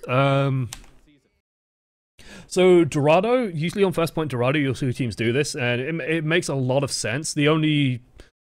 no, I guess it does work. So basically on first point Dorado, what you'll usually see is like you have the 2 buildings, so like first point Dorado, got the spawn door here, and then the payload like runs like this, and then it comes out and then it goes through over here. And you got like a building here, and a building here. And so you usually have like D.Va Winston up here, and then you have like a Tracer or something up here. And then over this way is an Ana Lucio Soldier. And so the idea is you use the Winston and the D.Va to like bounce down, and then bounce back up to consistently contest the payload and just drag this out while the Tracer looks for an opportunity to get a pick. Ana can throw grenades in, stuff like that. You can usually try and find an opportunity to get a quick kill or two, build up a lot of ultimate charge. If they dive you in the back there, D.Va and Winston can peel off and sort of deal with that, all that kind of stuff. And you're keeping them alive due to having the Ana have sightline on them all. So it's a very, very effective little strategy. This is an adaptation of that, where you have Winston here, D.Va here, and Ana's probably somewhere up here. Ana can support both of these tanks. If they're ever in trouble, they can just jump back up. And if they ever try and dive up here, they can also just pull out and jump back up. And so it's a really, really nice little adaptation. Because what it's doing is it's just keeping pressure on like AKM. So AKM runs over here to try and fight up here. And suddenly he's got like Chris tickling him. Chris comes out and goes tick tick tick tick. And suddenly AKM's going, what the fuck? Or he's going, mon dieu, zut alors, there is a gorilla in my ass. And then he has to run away. And then like McGravy can maybe set up and get a kill on him or something like that. Like, and they don't have a D.Va, so like an Ana anti-heal lands on this and McGravy hits this, AKM's just dead. Like, the correct combo lands there and it will really fucking devastate them.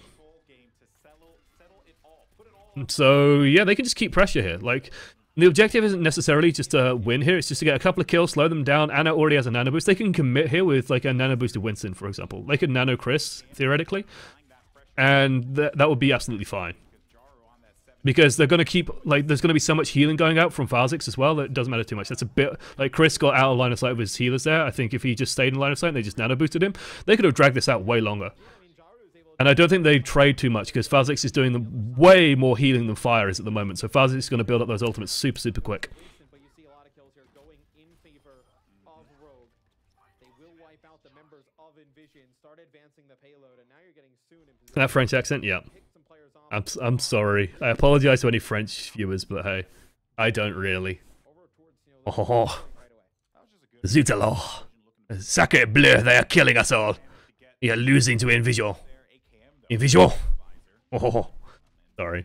I need to stop that. AKM should be sitting up on high ground here and just drilling from the back line, which is what he's doing. Bold. This... Oh my god.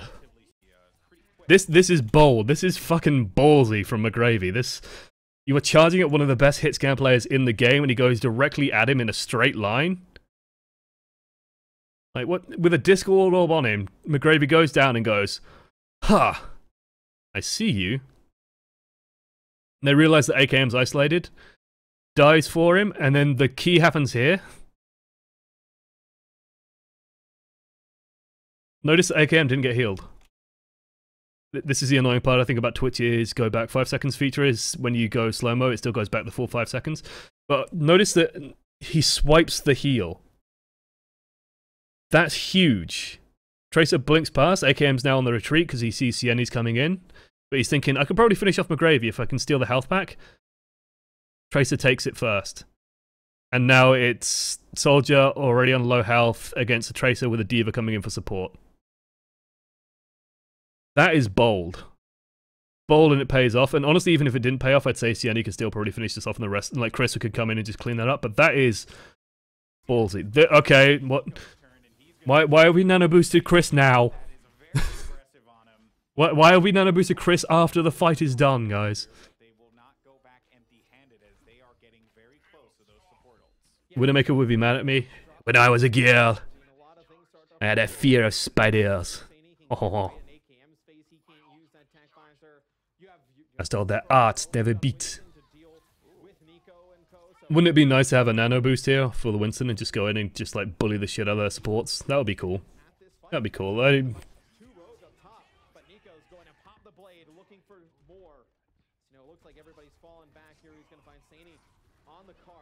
So when you are playing with an Ana, like the ultimate economy has to be fucking perfect. You have to be able to use those nanos to make sure you are gaining ground. Like it has to be a fight-winning ultimate, or it has to be.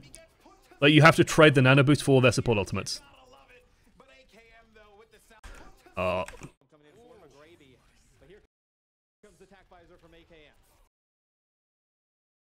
That's beautiful.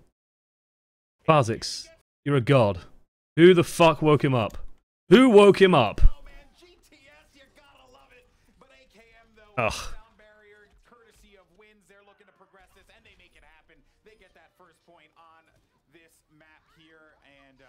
Health pack disappears before the blink animation? Yeah, it's the same thing as the Genji I was explaining. There is an animation time between Tracer moving from point A to point B. Tracer's technically already at point B. But it's like there's a Tracer at point B and a Tracer moving across in a line as well. So there's like 2 Tracers. I think it's just exactly the same as how Dash works. When in doubt, time fuckery is responsible.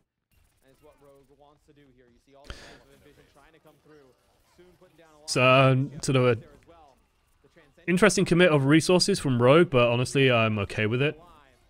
If they got more results. Again, these kills just seem a bit slow, but they should be able to still win this fight. Like, that was honestly nice. Rogue... So, like I said earlier, in general, you should break down each phase of a map into 2 fights. You know, like 2 1 fights is usually what you need to take an entire phase. Usually 3 for, like, the final point. The first fight in the phase, you generally, like, it favors the attackers. And then the second fight of the phase favors the defenders. They basically, by doing this push all the way to here and then using the support ultimate here, they basically, instead of taking the fight on the payload, they just took the fight here and just decided to win it instantaneously. which is fine. Invasion now have to sort of push super hard just to get out of the spawn, which is what they end up doing. They use their ultimates to do so. They commit both of their support ultimates to doing so and still don't manage to win it, which is a huge shame.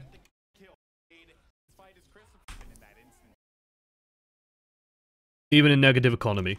So this feels like the nano boost went on Chris a little bit too early, maybe. They send Chris in, and then Chris goes off chasing a target, and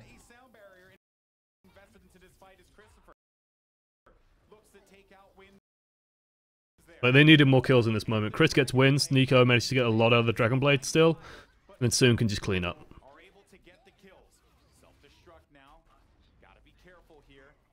Yanni's just playing for stall.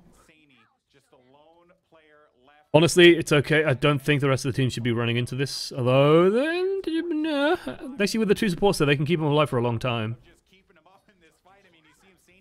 They do get the attack visor out of AKM. So now this is worth. This is actually worth now.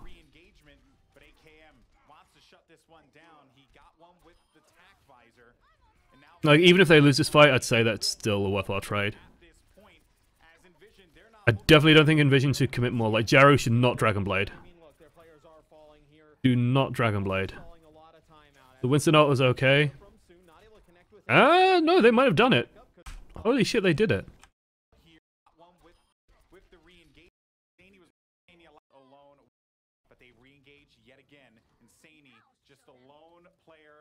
Soon fucks up.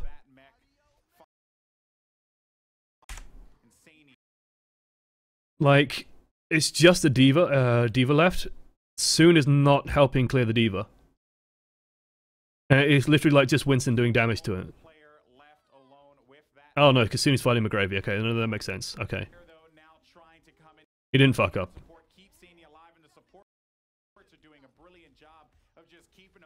What a weird fight. AKM fires off the ult. Honestly, this should have been the end of it, but it wasn't for some reason. What kills AKM?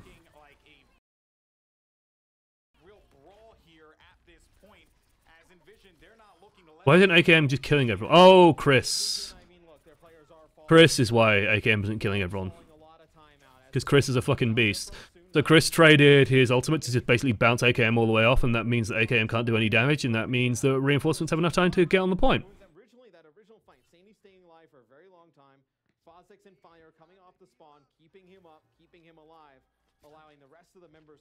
Nice. Okay, let's see.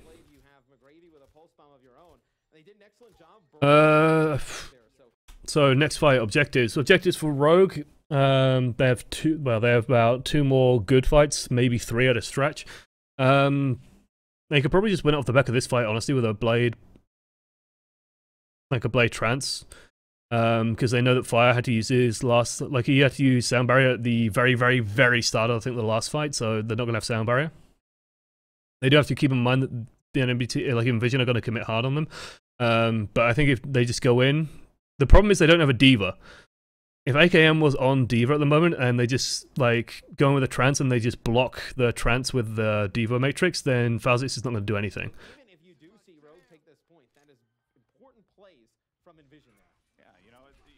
Nico goes in, gets fire. That's really, really nice. Beautiful from Falzix though. Like, wouldn't it be nice to have a Diva? Wouldn't it be fucking nice to have a Diva? That's a Nano Blade as well. Doesn't manage to get kills through the trance, but still it's enough to push them back.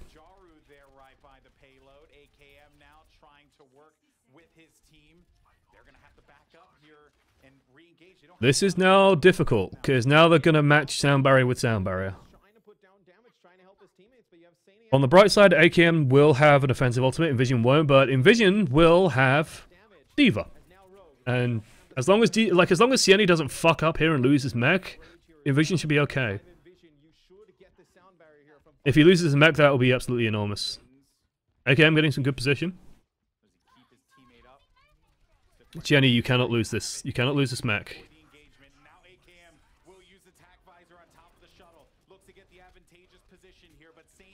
Nice. Okay. Still a little bit risky. The fact that Sieni survived that is actually huge. That's absolutely enormous. Soon is going to have to play out of his fucking mind. Soon is playing out of his fucking mind. It's a good anti-heal grenade. AKM cleaned off. Overtime ticks down. Soon not alive anymore. What was big there was that Sieni survived and got 2 kills. I mean, getting 2 kills, of course, but the fact that Sieni didn't dive when he ulted was pretty big as well. That and, like, Rogue can't play D.Va, apparently. Like, he eats all the visor, but what would have been bad is if Sieni fires off the bomb here, and then AKM, instead of rocketing McGravy, rockets Sieni.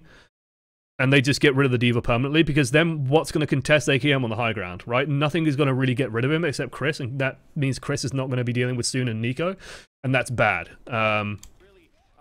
So you give AKM free reign on this high ground, and suddenly you are dealing with a Soldier 76 just shooting down here constantly. Instead, Sieni can now get back into his mech. We'll have full defense matrix as well, and we'll just be able to defense matrix across the point. That's going to nullify everything that AKM's trying to get done. AKM can't do anything anymore. And suddenly, like, there's just no more damage. Where did AKTM go? Oh, he dropped down. Why did AKTM drop down? Maybe he's just to touch the point. Panic. But I really think that was the difference. The Rogue 2 used to being the innovative team in the past and have let the meta pass them by. I wouldn't say that. I would say that they are playing a style that is now considered old-fashioned. It's not like they are used to being the innovative team. And oh, look at instantly fucking out the game. Wow, just instantly. Oh my God, we have lost. You've lost to these pigs. The shame of it. Some English twat is going to take the piss out of us. Look, guys, Avec Lee 6. Avec Lee 6. They left together. Bless them. Oh, bless. Credit to Envision, like, they played a clever game, but it feels like Rogue just... They need a D.Va player. Like, they are behind in the meta, and without that D.Va player, I think if any of the other teams watch this, watch these matches, and they just go, man, Rogue are really shit when they're not running triple DPS, and when they're running triple DPS, we just beat them with a D.Va. Okay, we're just going to beat them with D.Va. Yeah, kind of a problem for Rogue. Kind of a problem for Rogue. Mr. X. The originator of the what face. Beautiful. Right. The upsets were so real, yeah. I haven't seen, like, the rest of Contenders today, so I don't know what's going on with the US side of things, but even then, like, Gamers Origin looked much better than I was expecting. Bazooka Puppies looked a bit worse. Who else played that was a surprise? I was expecting a lot more out of Singularity as well. Singularity Ninjas not looking as good as I was hoping for. 123 looked... Like, 123 play in a very specific way, and they play their style very, very well, but honestly, I was expecting a lot more out of Singularity. Singularity have generally been doing extremely well in scrims, so yeah. Right, guys. Now's a good time for me to be wrapping up. Like 20 minutes left, I might as well just finish it up here. It's worth mentioning as well before I go, if you are watching the VOD of this, it is played live, done live on twitch.tv/ESL_one amongst many. It's all in the description below, Sundays, 10 o'clock. We're going to be looking a lot at Contenders, so, you know, brace for that. What are your thoughts on eUNITED deciding not to cap the point for a few seconds on Gibraltar? I can't remember that specifically. I can't remember that specific moment. Maybe they just fucked up. The eUNITED, like... I can't remember that specific moment. Maybe I was only half watching at the time. Maybe I just missed it. But eUNITED generally don't play play heavily around the point. So they generally just are busy trying to win fights and kill everyone, and then they'll take the point in their own time. So that might be why. Lunatic High lost, yes, that was an interesting upset. That one's just all based on Doomfist. Lunatic High went against a team that had just done nothing but practice their Doomfist strat, and Lunatic High didn't look ready for it, and so they lost. Anyway, thank you for joining me to the end. It's worth mentioning as well, if you're watching this on stream, there might not be a stream tomorrow. It depends on like how well rested I am and how ready I am for travel, because I am going to Gamescom. Next week, there will not be any streams until Monday. Because I fly back and I land on the Sunday, so I won't be available to stream. Like, I get back really late on Sunday, so not going to be good. And then Monday we might be able to do a stream of some sort. Will rank be finished? No, I think ranked might still be up at that point. So we might do some ranked or something, maybe stop some decay. But we'll see. We'll see about tomorrow. Just keep an eye on Twitter if there's going to be a stream or not. It might just be some casual streaming, and I might go to bed early. But yeah, otherwise, if you are going to Gamescom as well, do come by and just say hello if you're around. I will try and tweet out where I am as well. I'm very bad at like using social media. Like I'm not even sure my phone can hook up when I'm abroad. So we'll see. I'll try. But if you do, like, I'll generally be around the Blizzard area. I might go for like a big walk around the event because I'm there on my own money, so I can go and look at what I want. I want to go and look at War of the Chosen, for example, and stuff like that. You know, that comes out in a week as well. Yes. Well, we'll probably stream that at some point. But yeah. Should be a lot of fun anyway. Look forward to seeing you there if you are going to be there. Otherwise, I'll try and tweet some pics. I'll probably tweet some pics with Valkenstein, all those guys as well. It'd be good to see them. And meet up with some familiar faces. Otherwise, thank you guys for watching to the end. I've been Josh's One Voice Amongst Many. I'm going to go host someone in a second. I'll see you when I see you. Doodles. Outro! Non-copyright music. Where are you? NCS.